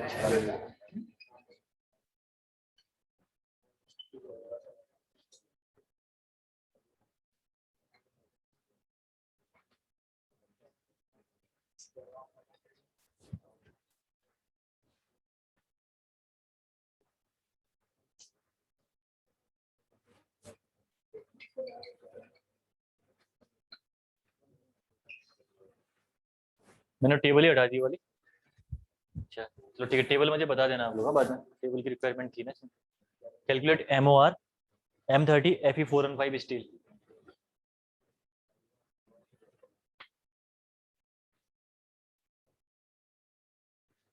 12 अक्टूबर तक का वो करके तो आपका भी एक्सटेंड होगा उसके बाद, डन लग रहा है। यानी 2 अक्टूबर से फिर वही जाना, नवंबर दिसंबर जाने वाला है। मैंने बोला था ना आपको, ये पोस्ट 7-8 साल बाद आ रखी है, ये लोग करेंगे टाइम आगे देखना। तो तभी इन लोगों ने एक्सटेंड भी किया है, क्योंकि 20 दिन का जो यही यूपी वो है PCS है। PCS 2016 में आया था। उसके बाद आपका 2000, उससे पहले इसके बाद भी आ गया, मतलब 2021 में आ गया ना। 4-5 साल में आ गया वो, 4 साल में आता है हमेशा। ये पूरा का पूरा पोस्ट मतलब 7 से 8 साल में आ रखा है। तो 7-8 साल में मतलब आपको क्या करना है कि मतलब ये है कि नेक्स्ट आपको जेई की पोस्ट आपकी वही आएगी। जेई की तो फिर भी आ जाती है उत्तराखंड में, पिछली बार 100 पोस्ट आई थी ना। यूके SSC की अलग थी ना। वहाँ का पे ग्रेड और इसमें डिफरेंस है क्या? अच्छा। हाँ क्या? अच्छा ये वाली, हाँ ठीक है।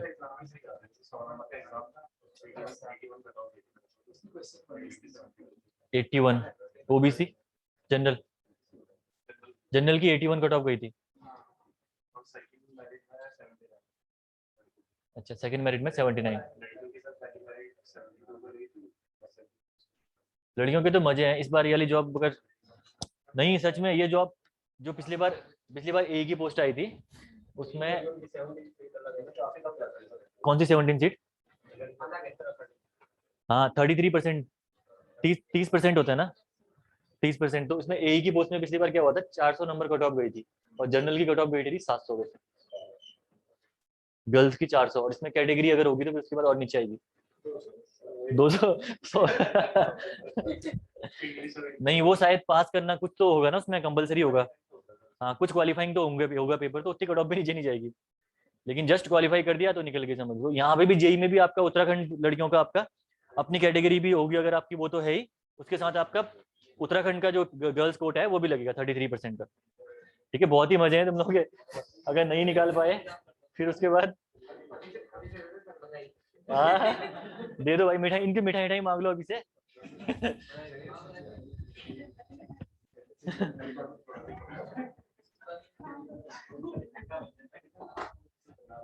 आप लोग पार्टी आर्टी ले लेना सारी लड़कियों से मिलके ना, जो पार्टी है पहले, क्योंकि इनकी जॉब तो लगी गई है।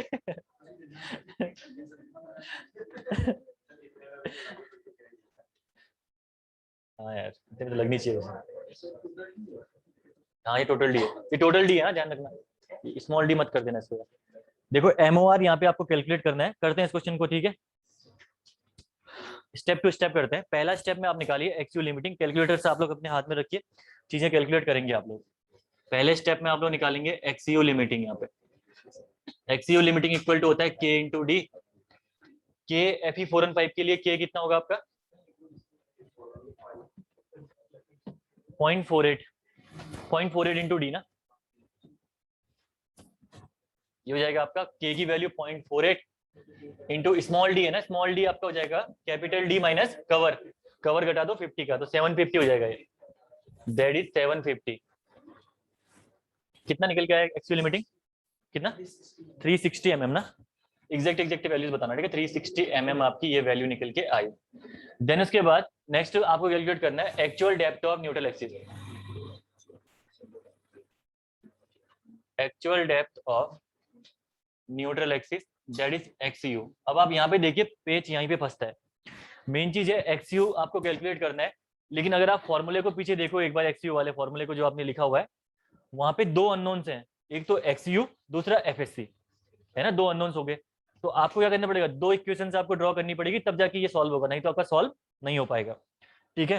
तो पहला लिखिए, देखिए पहली इक्वेशन में आप कर सकते हो, यहाँ पे ए कर रहा हूं मैं, यहाँ पे इसको ए में जब आप लिखोगे यहाँ पे, तो एप्सिलॉन एससी इक्वल टू लिखा था मैंने एक एक्सयू minus DC upon XU into 0.0035, ये आप कर लो इक्वेशन नंबर 1। इसको आप ए मत करना, इसको ना इक्वेशन नंबर 1। इक्वेशन नंबर 1 आपका हो गया ESC equal to XU minus DC upon XU into 0.0035। अगर यहाँ पे अननोन्स की मैं बात करूं, तो अननोन्स यहाँ पे आपके ईएससी और एक्सयू है अननोन, ठीक है। डीसी आपका गिवन है 50 mm का।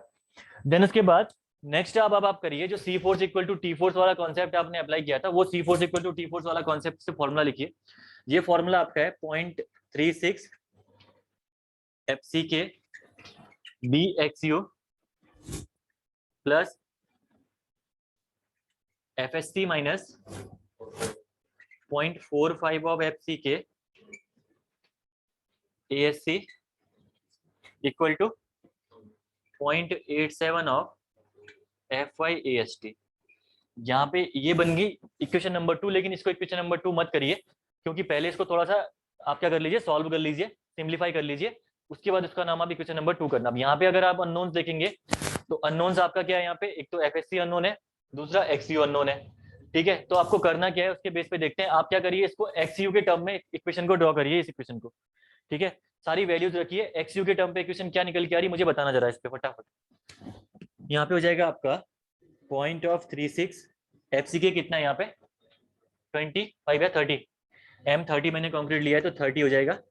बी आपका है 410, 410, बी इज 410 इंटू एक्सयू, ठीक है, इंटू एक्सयू प्लस एफएससी आपको यहाँ पे निकालना ही है, माइनस 0.45 ऑफ एफसी के आपका 30 दिया हुआ है।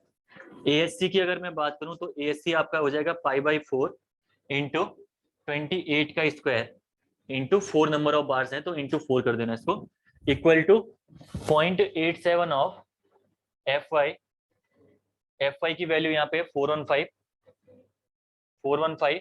एएसटी की अगर मैं बात करूं, तो 6 नंबर ऑफ बार्स हैं आपके, π/4 ऑफ 28 mm डायमीटर। जरा मुझे यहाँ से एक्सयू का इक्वेशन निकाल के बताना, एक्सयू की इक्वेशन यहाँ पे क्या बन के आ रही है, उसके बाद बताता हूँ मैं आगे आपको करना क्या है। सॉल्व करिएगा इसको, एक्सयू की इक्वेशन मुझे एग्जैक्ट बताना कितनी निकल के आ रही है यहाँ पे।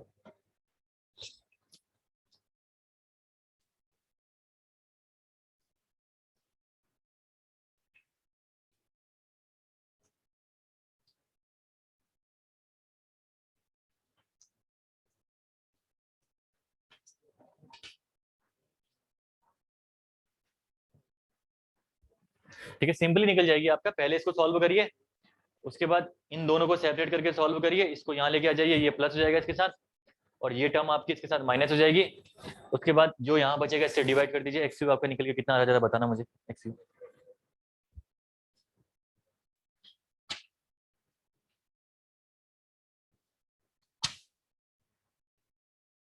कल कंप्लीट हो जाएगी एलएसएम।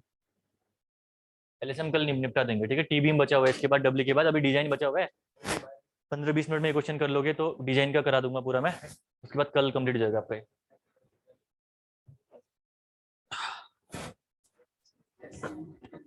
हाँ इक्वेशन ए, हाँ 1।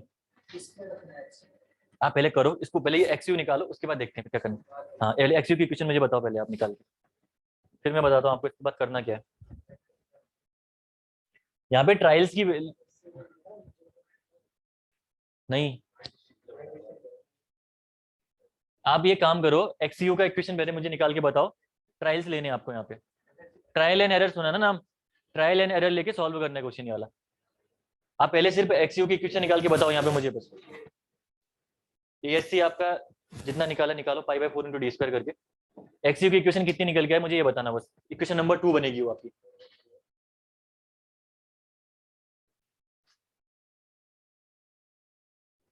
अगर इस टाइप के इससे डिफिकल्ट क्वेश्चन एसएससी जेईई में नहीं आएगा, ठीक है। क्वेश्चन एग्जाम में से सिंपल ही आएगा।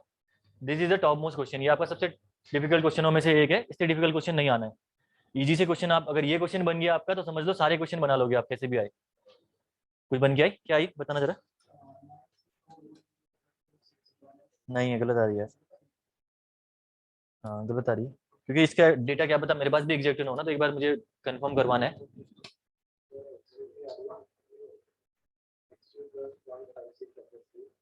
एक्सयू प्लस एक्सयू इक्वल टू निकालना था ना आपको कितना। हाँ एक्सयू इक्वल टू निकालिए आप मुझे।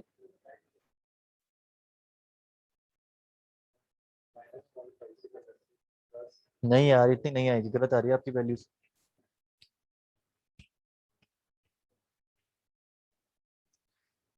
पहले ना एएससी और एएसटी की वैल्यू एक काम करो डायरेक्टली लिख दो यहाँ पे निकाल के, कितनी निकल के आ रही है देखना। 2463 आ रही होगी ना इसकी। हाँ ये यहाँ पे लिख लो इसको, ताकि ये ना कैलकुलेशन में दिक्कत होती है। 2463 पॉइंट रहने दो, कोई दिक्कत नहीं। और यहाँ पे एएसटी 3692, ठीक है 3692, ठीक है। ये आ गया आपका एएससी और एएसटी। अब तो निकाल लो, कुछ नहीं है अब तो। इक्वल टू एक्सयू देखिए कितना आ रहा है यहाँ पे। एक्सयू की इक्वेशन मुझे चाहिए यहाँ पे। एक्सयू 10 कौन सा, ये 94 ना, 95 कर देता हूँ इसको, 94 पॉइंट कुछ आ रहा होगा ना, 95 कर दिया मतलब। आपका एक्सयू कितना निकल के आ रहा है इक्वेशन आपने 13 कितना लिखा आपने, देखा ना। बन गया, कित क्या इक्वेशन बनी।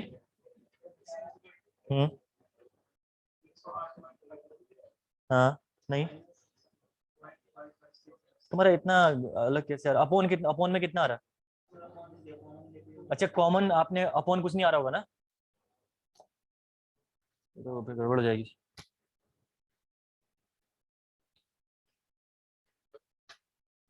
Four four two eight into X U आया था इनिशियल में इस साइड, अपॉन में 4428 आ रहा ना।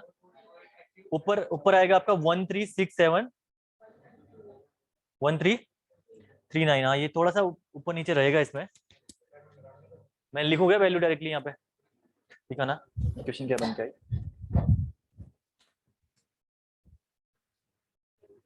हाँ सही है आपकी क्वेश्चन, 4428 एक्स यू सही है। 2461.76 एफ एस सी माइनस 13664.1। ये होता क्या होता है, ये क्वेश्चन मैं जितने क्लास में करवाता हूँ हर क्लास में, मतलब ये जो लास्ट गलत नहीं, आंसर सही आएगा आपका ये, लेकिन लास्ट वाली टर्म जो आती है 1366 आ रही है। मेरी जो निकल के आई थी 1367330, गेट में कराया 1367154, पहले वाले बच्चों ने कुछ और ही निकाली थी। 1367154 एग्जैक्ट है यहाँ, ये सही है। फिर 1367 आपका ये लास्ट वाला सही है, मतलब 136 इससे भी सही आएगा आपका, कोई दिक्कत नहीं है, ठीक है। हाँ नहीं वो तो उनका एग्जैक्ट मेरे भी निकल के 1367 करके। हाँ इसको कोई दिक्कत नहीं, आप वही वैल्यू रखोगे तब भी आंसर वही आएगा। 1367154 माइनस 2463। हाँ बिना डिवाइड करे बताना मुझे उसको। 4428 X U yes, F S सी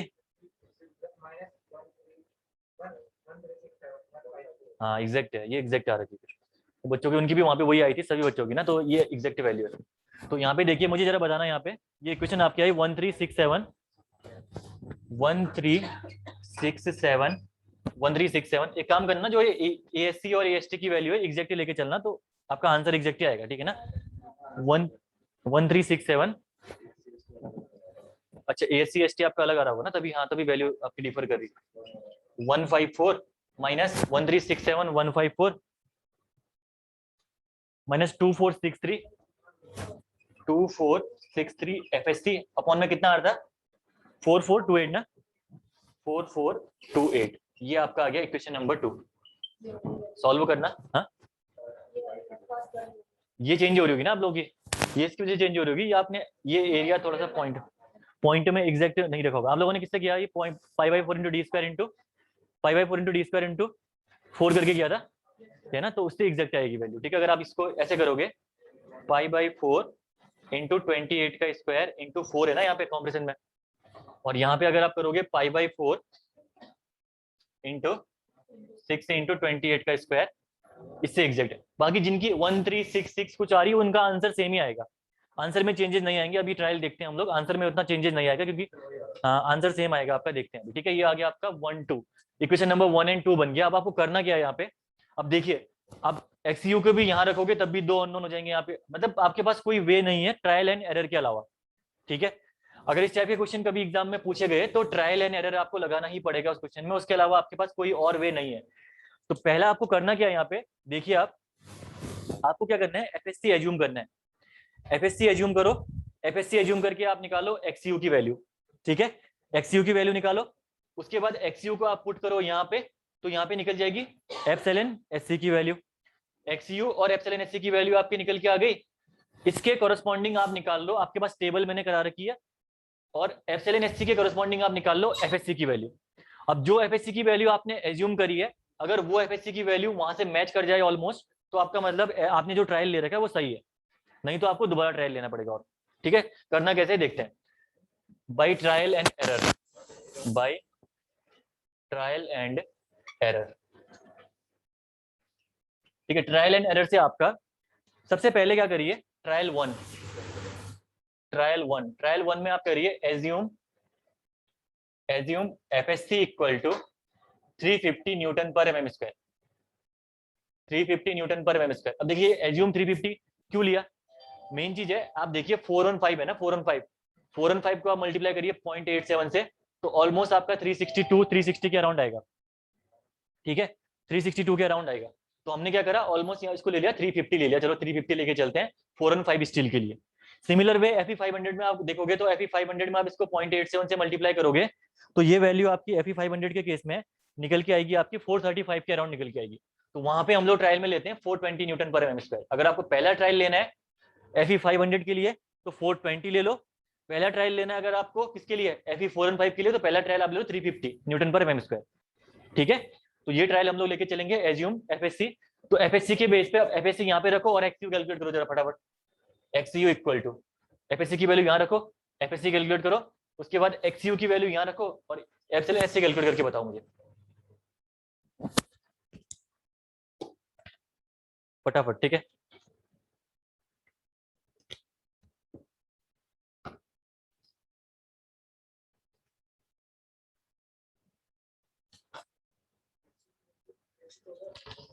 XU की वैल्यू आपकी निकल के आई 114 ईयर्स, ठीक है, सही है, 114.07, ओके, ये आ गई mm। एप्सिलॉन SC निकालो, उसके बाद DC 50 दिया हुआ है,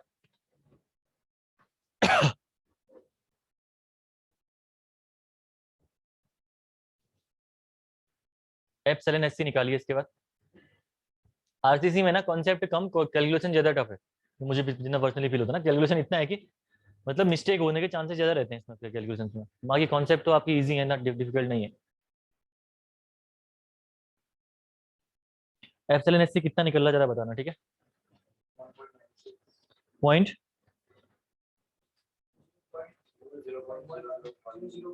0.00196, हाँ ये आएगा 0.00196, 6, ये निकल गया एप्सिलॉन एस की वैल्यू। अब टेबल में जाओ, ये वैल्यू कहाँ पे लाई कर रही है जरा मुझे बताना।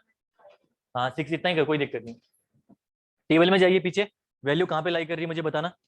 ये लाई कर रही है आपकी 0.00192 और 0.00241 के बीच में, ठीक है। तो यहाँ पे देखिए वैल्यू कहाँ पे लाई कर रही है, 0.00192, बीच में वैल्यू है आपकी 0.00196 और अगली वैल्यू है 0.00241 ना। कॉरेस्पॉन्डिंग स्ट्रेसेस की वैल्यू मुझे बताना जरा। 0.00192 में कितने स्ट्रेस हैं आपके, 324.8 है ना। मैं 325 कंसीडर कर रहा हूँ इसको, ठीक है, डिजाइनिंग है, चलता है इतना ऊपर नीचे। और 0.00196 में स्ट्रेसेस आपको कैलकुलेट करने हैं, तो इसको मैं लिख रहा हूँ एफएससी। नेक्स्ट आपका क्या है 0.00241, यहाँ पे कितना 342 ना, 0.8, तो 343 में कंसीडर कर रहा हूँ इसको, ठीक है। 343 मैंने कंसीडर कर दिया। इंटरपोलेशन करिए, यहाँ पे निकल के आ जाएगा आपका क्या, एफएससी। फटाफट यहाँ पे इंटरपोलेशन करिए और आपका एफएससी निकल के आ जाएगा यहाँ पे।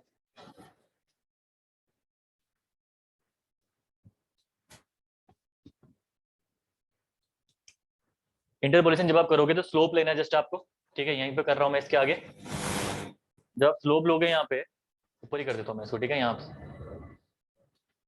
स्लोप जब आप इसका लोगे तो ये आ जाएगा 0.00192 minus 0.00196 divided by 0.00196 minus 0.00241 equal to 325 minus FSC divided by FSC minus 343।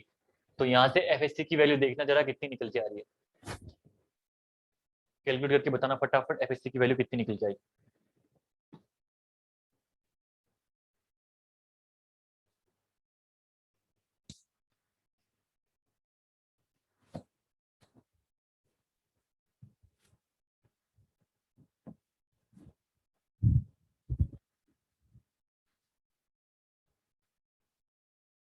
Right side screen, okay. कितना है एफएससी,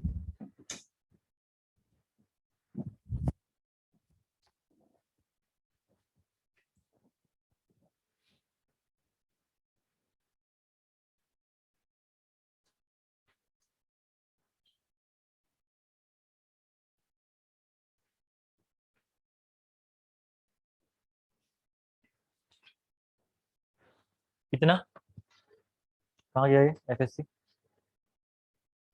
नहीं निकला एफएससी, बॉड मास गलती।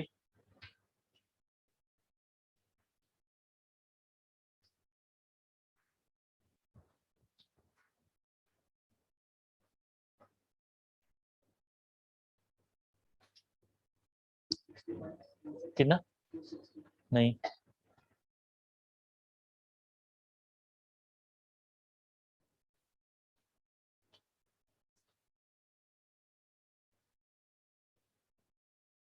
वैल्यूज तो सही लिखी ना सामने।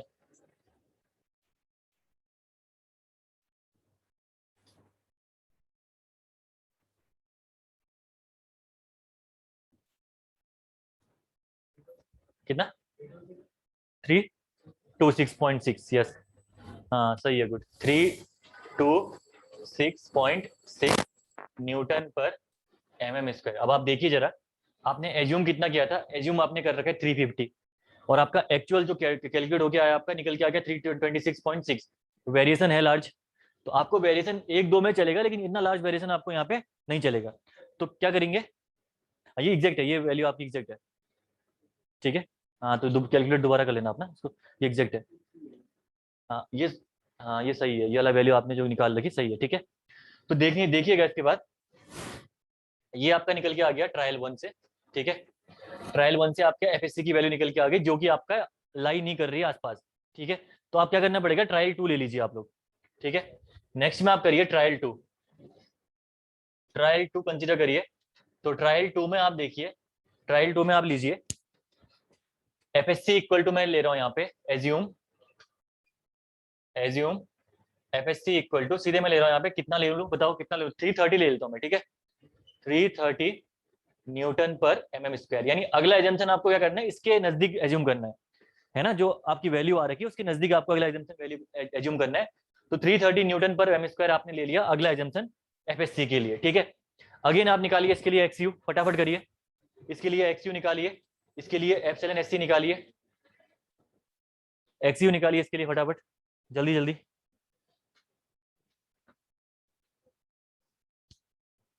इसके लिए एक्सयू निकालिए और इसी के लिए एप्सिलॉन एससी भी निकालिए। एक्सयू आपका आ रहा होगा 125.19, ठीक है, 125.19 mm। अगला आप निकालिए एप्सिलॉन एससी,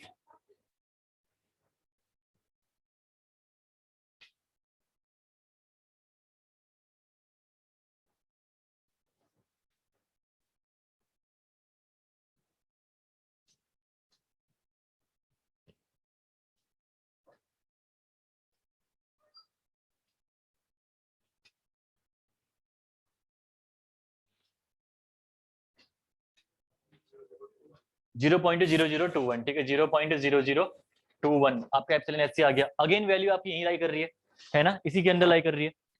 तो यहाँ पे आपका चेंज क्या हुआ, सिर्फ और सिर्फ आपका जहाँ पे आपका 1 पॉइंट ये 9 पॉइंट करना था 196 था, उसकी जगह हो जाएगा 0.0021, बाकी सब सेम है। आप जस्ट यहाँ पे इंटरपोलेट कर दीजिए इसके बाद, और बाय इंटरपोलेटिंग, ठीक है। जब आप इसको इंटरपोलेट करोगे तो अगेन आपका यहीं पे, यहाँ पे जो वैल्यू है यहाँ पे 0.0021 हो गई है बस। तो यहाँ पे जब आप करोगे तो 0.00192 माइनस 0.0021 डिवाइडेड बाय 0.0021, इसको फटाफट करना है बेटा, 0.0021 माइनस 0.00241 इक्वल टू, ये हो जाएगा आपका 325 minus FSc upon FSc minus 343। और यहां से देखना एफएससी की वैल्यू आपकी कितनी निकल के आई इस केस में।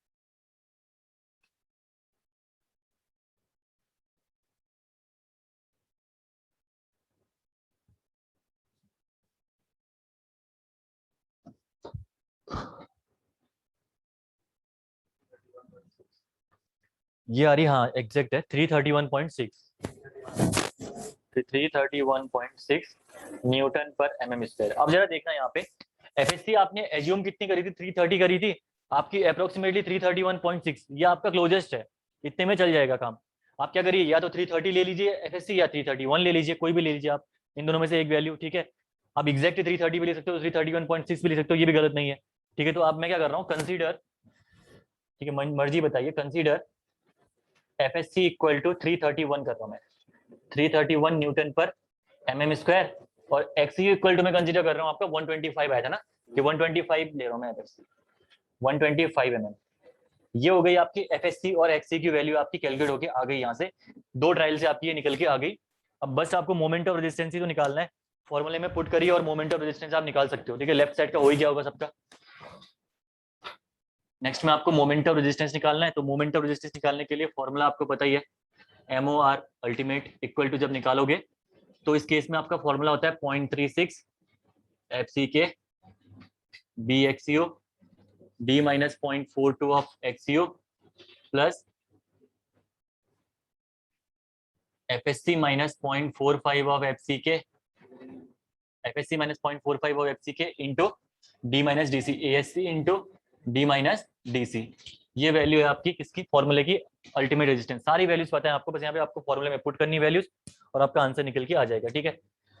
0.36 FCK आपका है 30, B आपका गिवन है 410, XU आपने निकाला 125 अभी, इंटू D की अगर मैं बात करूं तो 950 था ना, D कितना था, 950 या 750, D आपका है 750 small d minus 0.42 of XU आपका 125 प्लस FSC की मैं बात करूं तो 331 आपने निकाला अभी, माइनस 0.45, FCK आपका है 30, ASC ये आपका 4 बार्स हैं 28 mm डायमीटर्स के, इंटू D माइनस DC की अगर मैं बात करूं तो ये हो जाएगा आपका 750 माइनस 50, ये हो जाएगा D माइनस DC। तब इसको कैलकुलेट करके MOR अल्टीमेट आपका निकल के आ जाएगा कुछ वैल्यू, जितनी आएगी टोटल वैल्यू उसको आप डिवाइड कर देना 10⁻⁶ से, तो आपका कन्वर्ट हो जाएगा किलो न्यूटन मीटर में ये वैल्यू।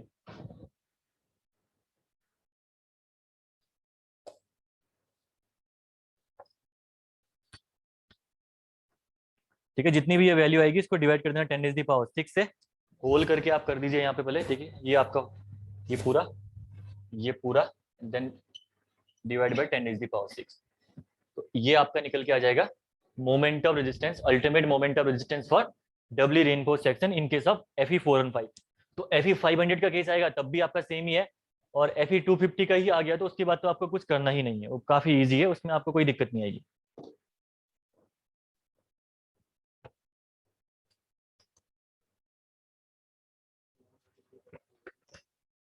(933.46) यस वेरी गुड, सही है। 933.47 या 46, 933.47 कर देता हूँ मैं इसको। ठीक है, किलो न्यूटन मीटर, ये लो, ये हो गया आपका moment of resistance by the beam. ठीक है, ट्रायल का ध्यान रखना, अगर आपको लिखना ही है ट्रायल के लिए तो ट्रायल में अगर सॉल्यूशन नहीं दिया हुआ है, ट्रायल कितने एग्जाम में कभी कभी बहुत से क्वेश्चन में उसने बोला है कि ट्रायल यहाँ से स्टार्ट करो बोल के, लेकिन अगर ट्रायल स्टार्ट करो नहीं दिया हुआ है तो Fe415 के लिए ट्रायल आपका 350, Fe500 के लिए 420, ये आप लिख लेना कहीं पे। ठीक है, ट्रायल अगर आपको कंसीडर करना है, अगर नॉट गिवन ट्रायल Fe415 के लिए आपको स्टार्ट करना है 415 के लिए 350, अदरवाइज घूमते रहोगे वहां पे, फिर अगर कोई और ट्रायल ले लिया तो फिर न्यूमेरिकल आपका सॉल्व नहीं होगा। और Fe500 के लिए आपका 420, यहाँ से आप स्टार्ट करोगे तो जल्दी आपका क्वेश्चन बनेगा। ठीक है ना, ज्यादा ट्रायल्स लेने नहीं पड़ेंगे आपको, अदरवाइज 5-6 ट्रायल लेने पड़ गए तो 20 नंबर के क्वेश्चन में 5 ट्रायल लेने में बहुत टाइम लग जाएगा आपको, उसके बाद 1 घंटा, हाँ कॉपी भी भर जाएगी उसके बाद। तो ट्रायल आप ये कंसिडर करना तो थोड़ा सा ईजी पड़ेगा क्वेश्चन ये। वैसे बहुत से क्वेश्चन में उन्होंने मेंशन करा था, पिछली बार जो क्वेश्चन आए थे डब्ल्यू के, वहां उन्होंने मेंशन कर रखा था कि ट्रायल यहाँ से स्टार्ट करो बोल के, कहीं कहीं नहीं भी करता लेकिन ना, तो अगर नहीं करेगा तो उस टाइम पे आपको ये ध्यान रखना है।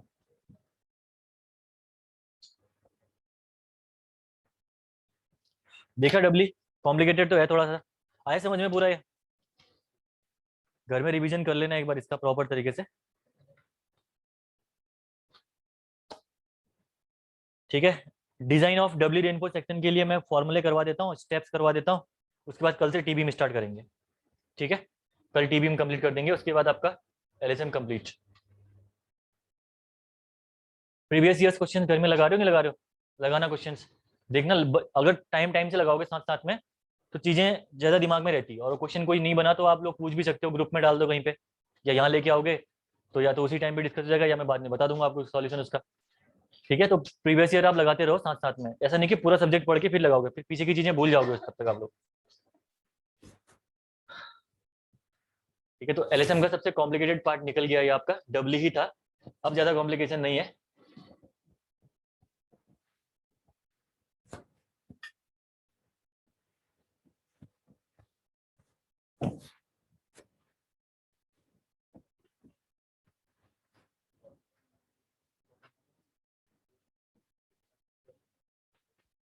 ये भी हो गया होगा सबका ना?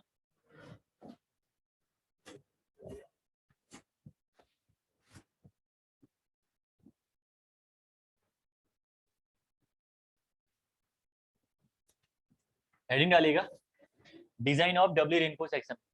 अब आप पढ़ने वाले हो जो आपने वहां पे छोड़ा था, आपने वो केस पढ़ा था ना कि bending moment, design bending moment is greater than the capacity of the section, MoR limiting.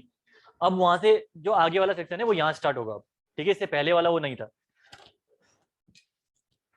और वो चीज पता ही है आपको करना कैसे हमें। इंडिविजुअल डायग्राम्स बनाओ, इंडिविजुअल डायग्राम्स बना के इंडिविजुअल मोमेंट ऑफ रेजिस्टेंस निकाल लो और आपका वो बन के आ जाएगा इजिली। ठीक है, अब जो पिछली बार डब्ल्यूएसएम में किया था वही करना है, यहाँ पे कुछ नहीं करना। ठीक है, हेडिंग डालेगा design of W reinforce section. तो डिजाइन क्या करोगे यहाँ पे, किसके लिए डिजाइन करोगे सिर्फ?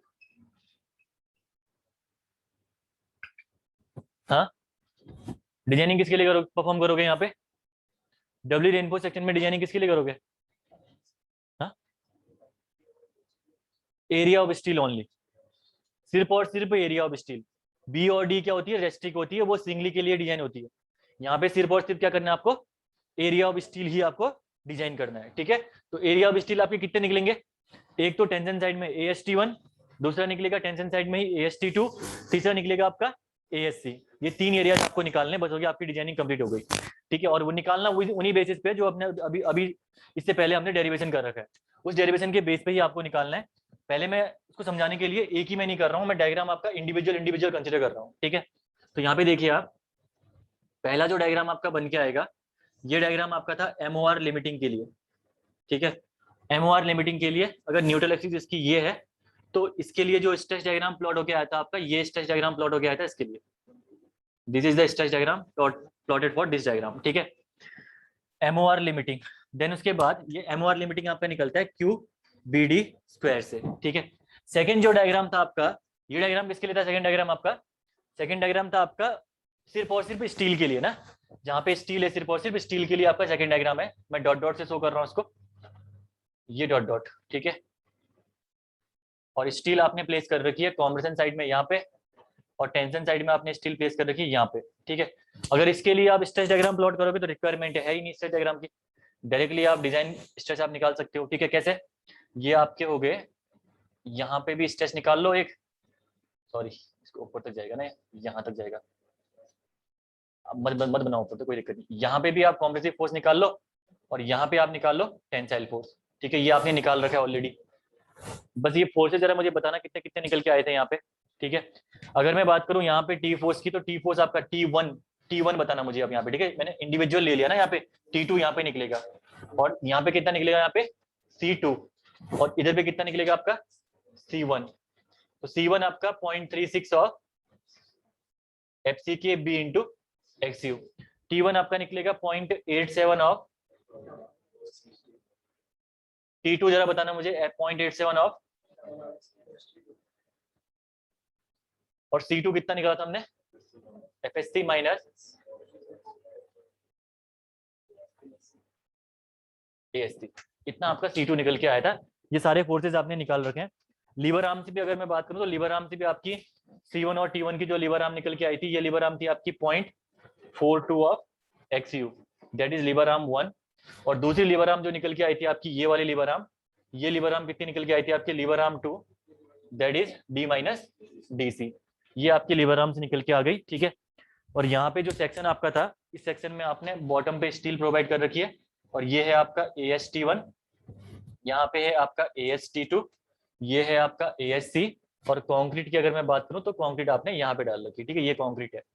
तो ये आपका सेक्शन था, और यहाँ पे जो डिजाइनिंग करोगे, ये डिजाइनिंग आपकी किसके लिए होगी? BMU2 के लिए ना, BMU2 के लिए। और ये BMU2 निकल के चला था total bending moment minus MOR limiting, ये निकल जाएगा आपका total bending moment, total BMU minus MOR limiting से निकल जाएगा ये वाला, ठीक है, जो बचा हुआ मोमेंट है, जिसके लिए आपने area of steel extra provide करी, ठीक है। तो लीवर आर्म 1, लीवर आर्म 2, सारी चीजें आपने लिख दी हैं। पहला आपको निकालना है AST1। तो AST1 निकालने के लिए यहाँ पे कुछ नहीं करना, AST1 तो आप ऑलरेडी भी निकाल चुके हो, इस सेक्शन के लिए आपने ऑलरेडी पढ़ा ना, जो बैलेंस सेक्शन आपने पढ़ा था, उसके लिए AST1 के लिए फॉर्मूला क्या डिराइव हो गया था? 0.87, नहीं क्या निकल के आया था? 0.87 FY, नहीं ये नहीं निकला था, फॉर्मूला निकल के आया था आपका BMU, yes, BMU upon 0.87 FY into JD ना, यही फॉर्मूला निकल के आया था AST1 का, यही फॉर्मूला निकला था ना पहले आपने जब करा था वहां पे। करा क्या था आपने वहां पे? सिंपल सी बात है, आपने कुछ नहीं किया, आपने टेंशन साइड से जो आपका मोमेंट ऑफ रेजिस्टेंस निकल के आ गया, उसको आपने इक्वेट कर लिया। मैं निकाल के बता देता हूँ यहाँ पे, ठीक है, फटाफट। पहले देखिए T1 के लिए AST1 निकालते हैं। AST1 निकालने के लिए इसका मोमेंट ऑफ रेजिस्टेंस निकालना T1 की वजह से, तो ये क्या होगा? 0.87 FY। यहाँ पे लिखिए MOR लिमिटिंग, MOR लिमिटिंग रहेगा, क्योंकि मोमेंट आपका यहाँ पे इस वाले सेक्शन के लिए MOR लिमिटिंग है, तो इसके लिए आपका होगा MOR limiting force into perpendicular distance. Force कितना है यहाँ पे? 0.87 ऑफ FY AST1, ठीक है, AST1 इंटू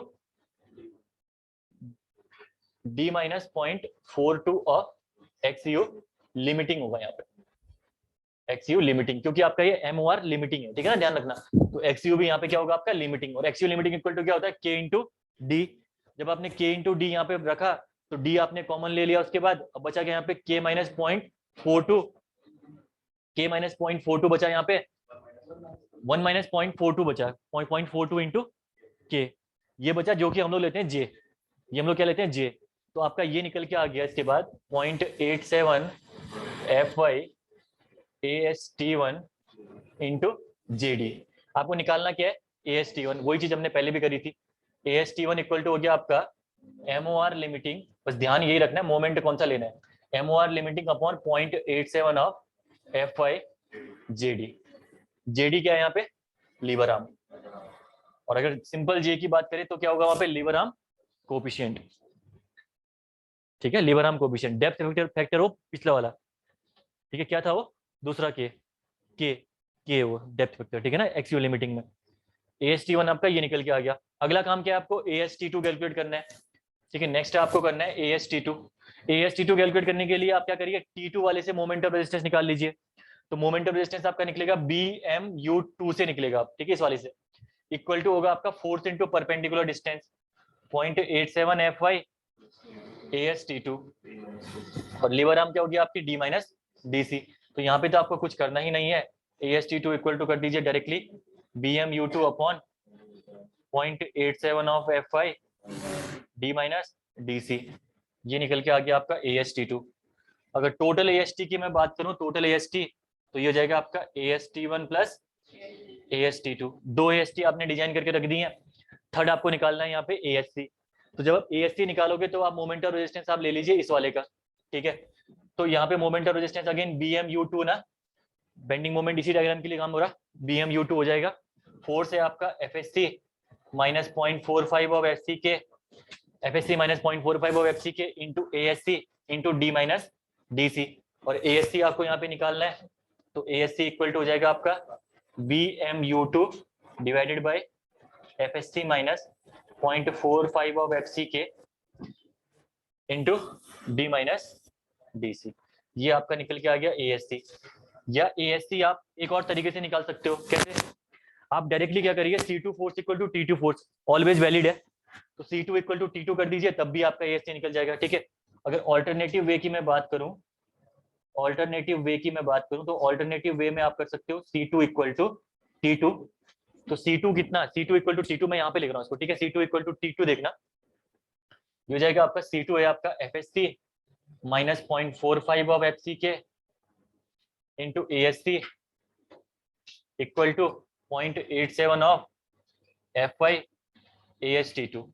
AST2 आपने निकाल दिया होगा यहाँ पे ऑलरेडी पहले वाले स्टेप में, बचा यहाँ पे सिर्फ और सिर्फ ASC, और FSC आप निकाल लोगे टेबल से, ठीक है।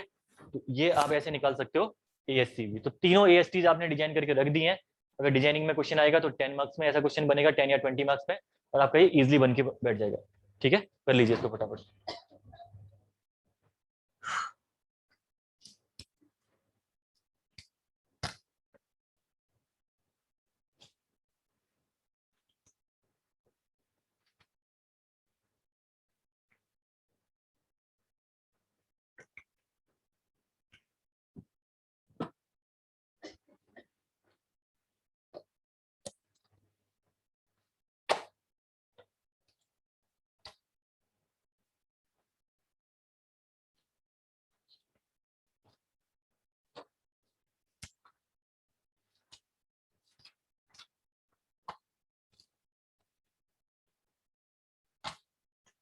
टी बीम कल स्टार्ट होने वाला है, टी बीम में थोड़ा सा एक बार ना आप जो WSM में पढ़ा रखा है चीजें, टी बीम की रिवाइज करके आना पूरी, ठीक है, जो यूनिफॉर्म नॉन यूनिफॉर्म स्ट्रेस का डिस्ट्रीब्यूशन है, BF कैसे निकालते हैं, ये सारी चीजें एक बार देख के जरूर आना, ताकि यहाँ पे आपको इजी पड़े, क्योंकि यहाँ पे इंपेरिकल मेथड है पूरी की पूरी है, इस इंपेरिकल मेथड में आपको पुराने कॉन्सेप्ट भी काम आएंगे और थोड़ा सा देखना पड़ेगा चीजें।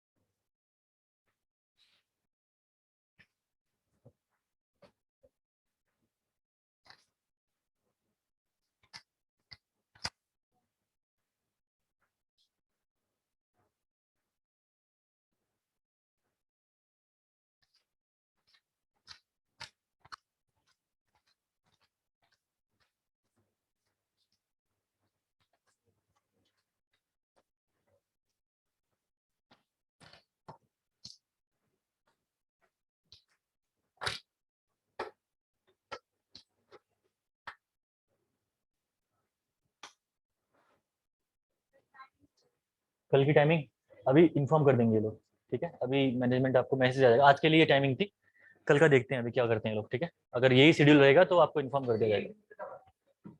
जब अभी नहीं पता, क्योंकि आज के लिए ही लिखा हुआ है ना, फॉर टुमारो ओनली लिखा हुआ है ना, तो आज इन्फॉर्म, अगर कल कोई शेड्यूल ना हो तो पता चल जाएगा आपको।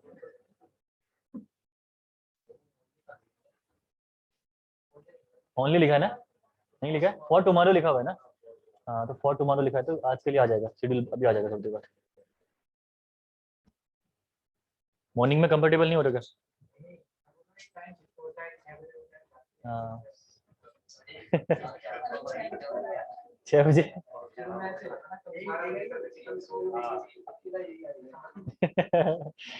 अकेला ही आ गया।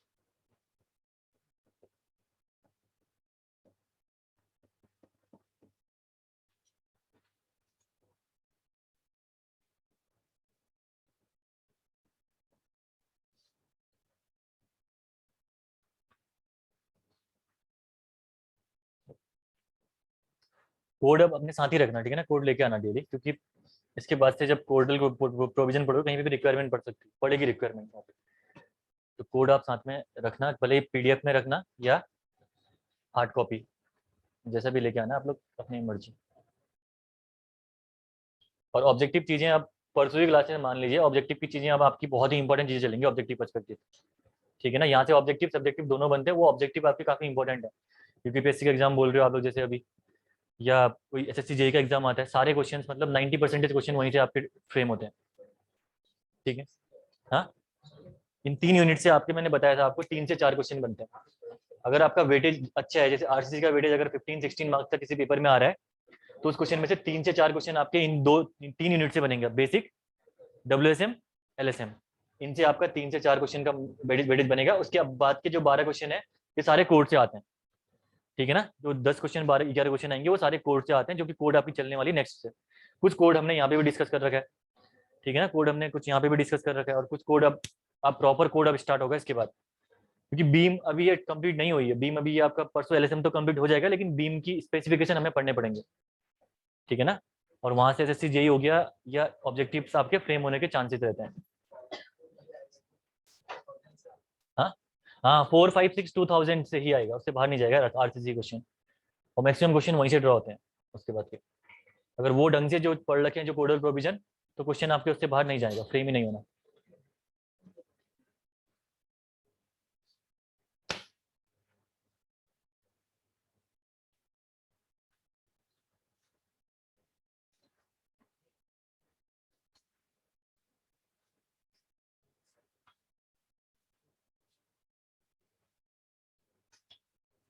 हाँ बस ऊपर 11:30 से वहाँ क्लास है ना मेरी। 11:30 से मेरी वहाँ पे भी क्लास है, तो फिर 2 बजे से वहाँ पे और एक्टिव हो जाता है। 2 घंटे से ऊपर पॉसिबल ही नहीं है। हाँ यहाँ पे यूपीपीएससी की क्लास स्टार्ट है, फिर स्टील भी तो चल रही है।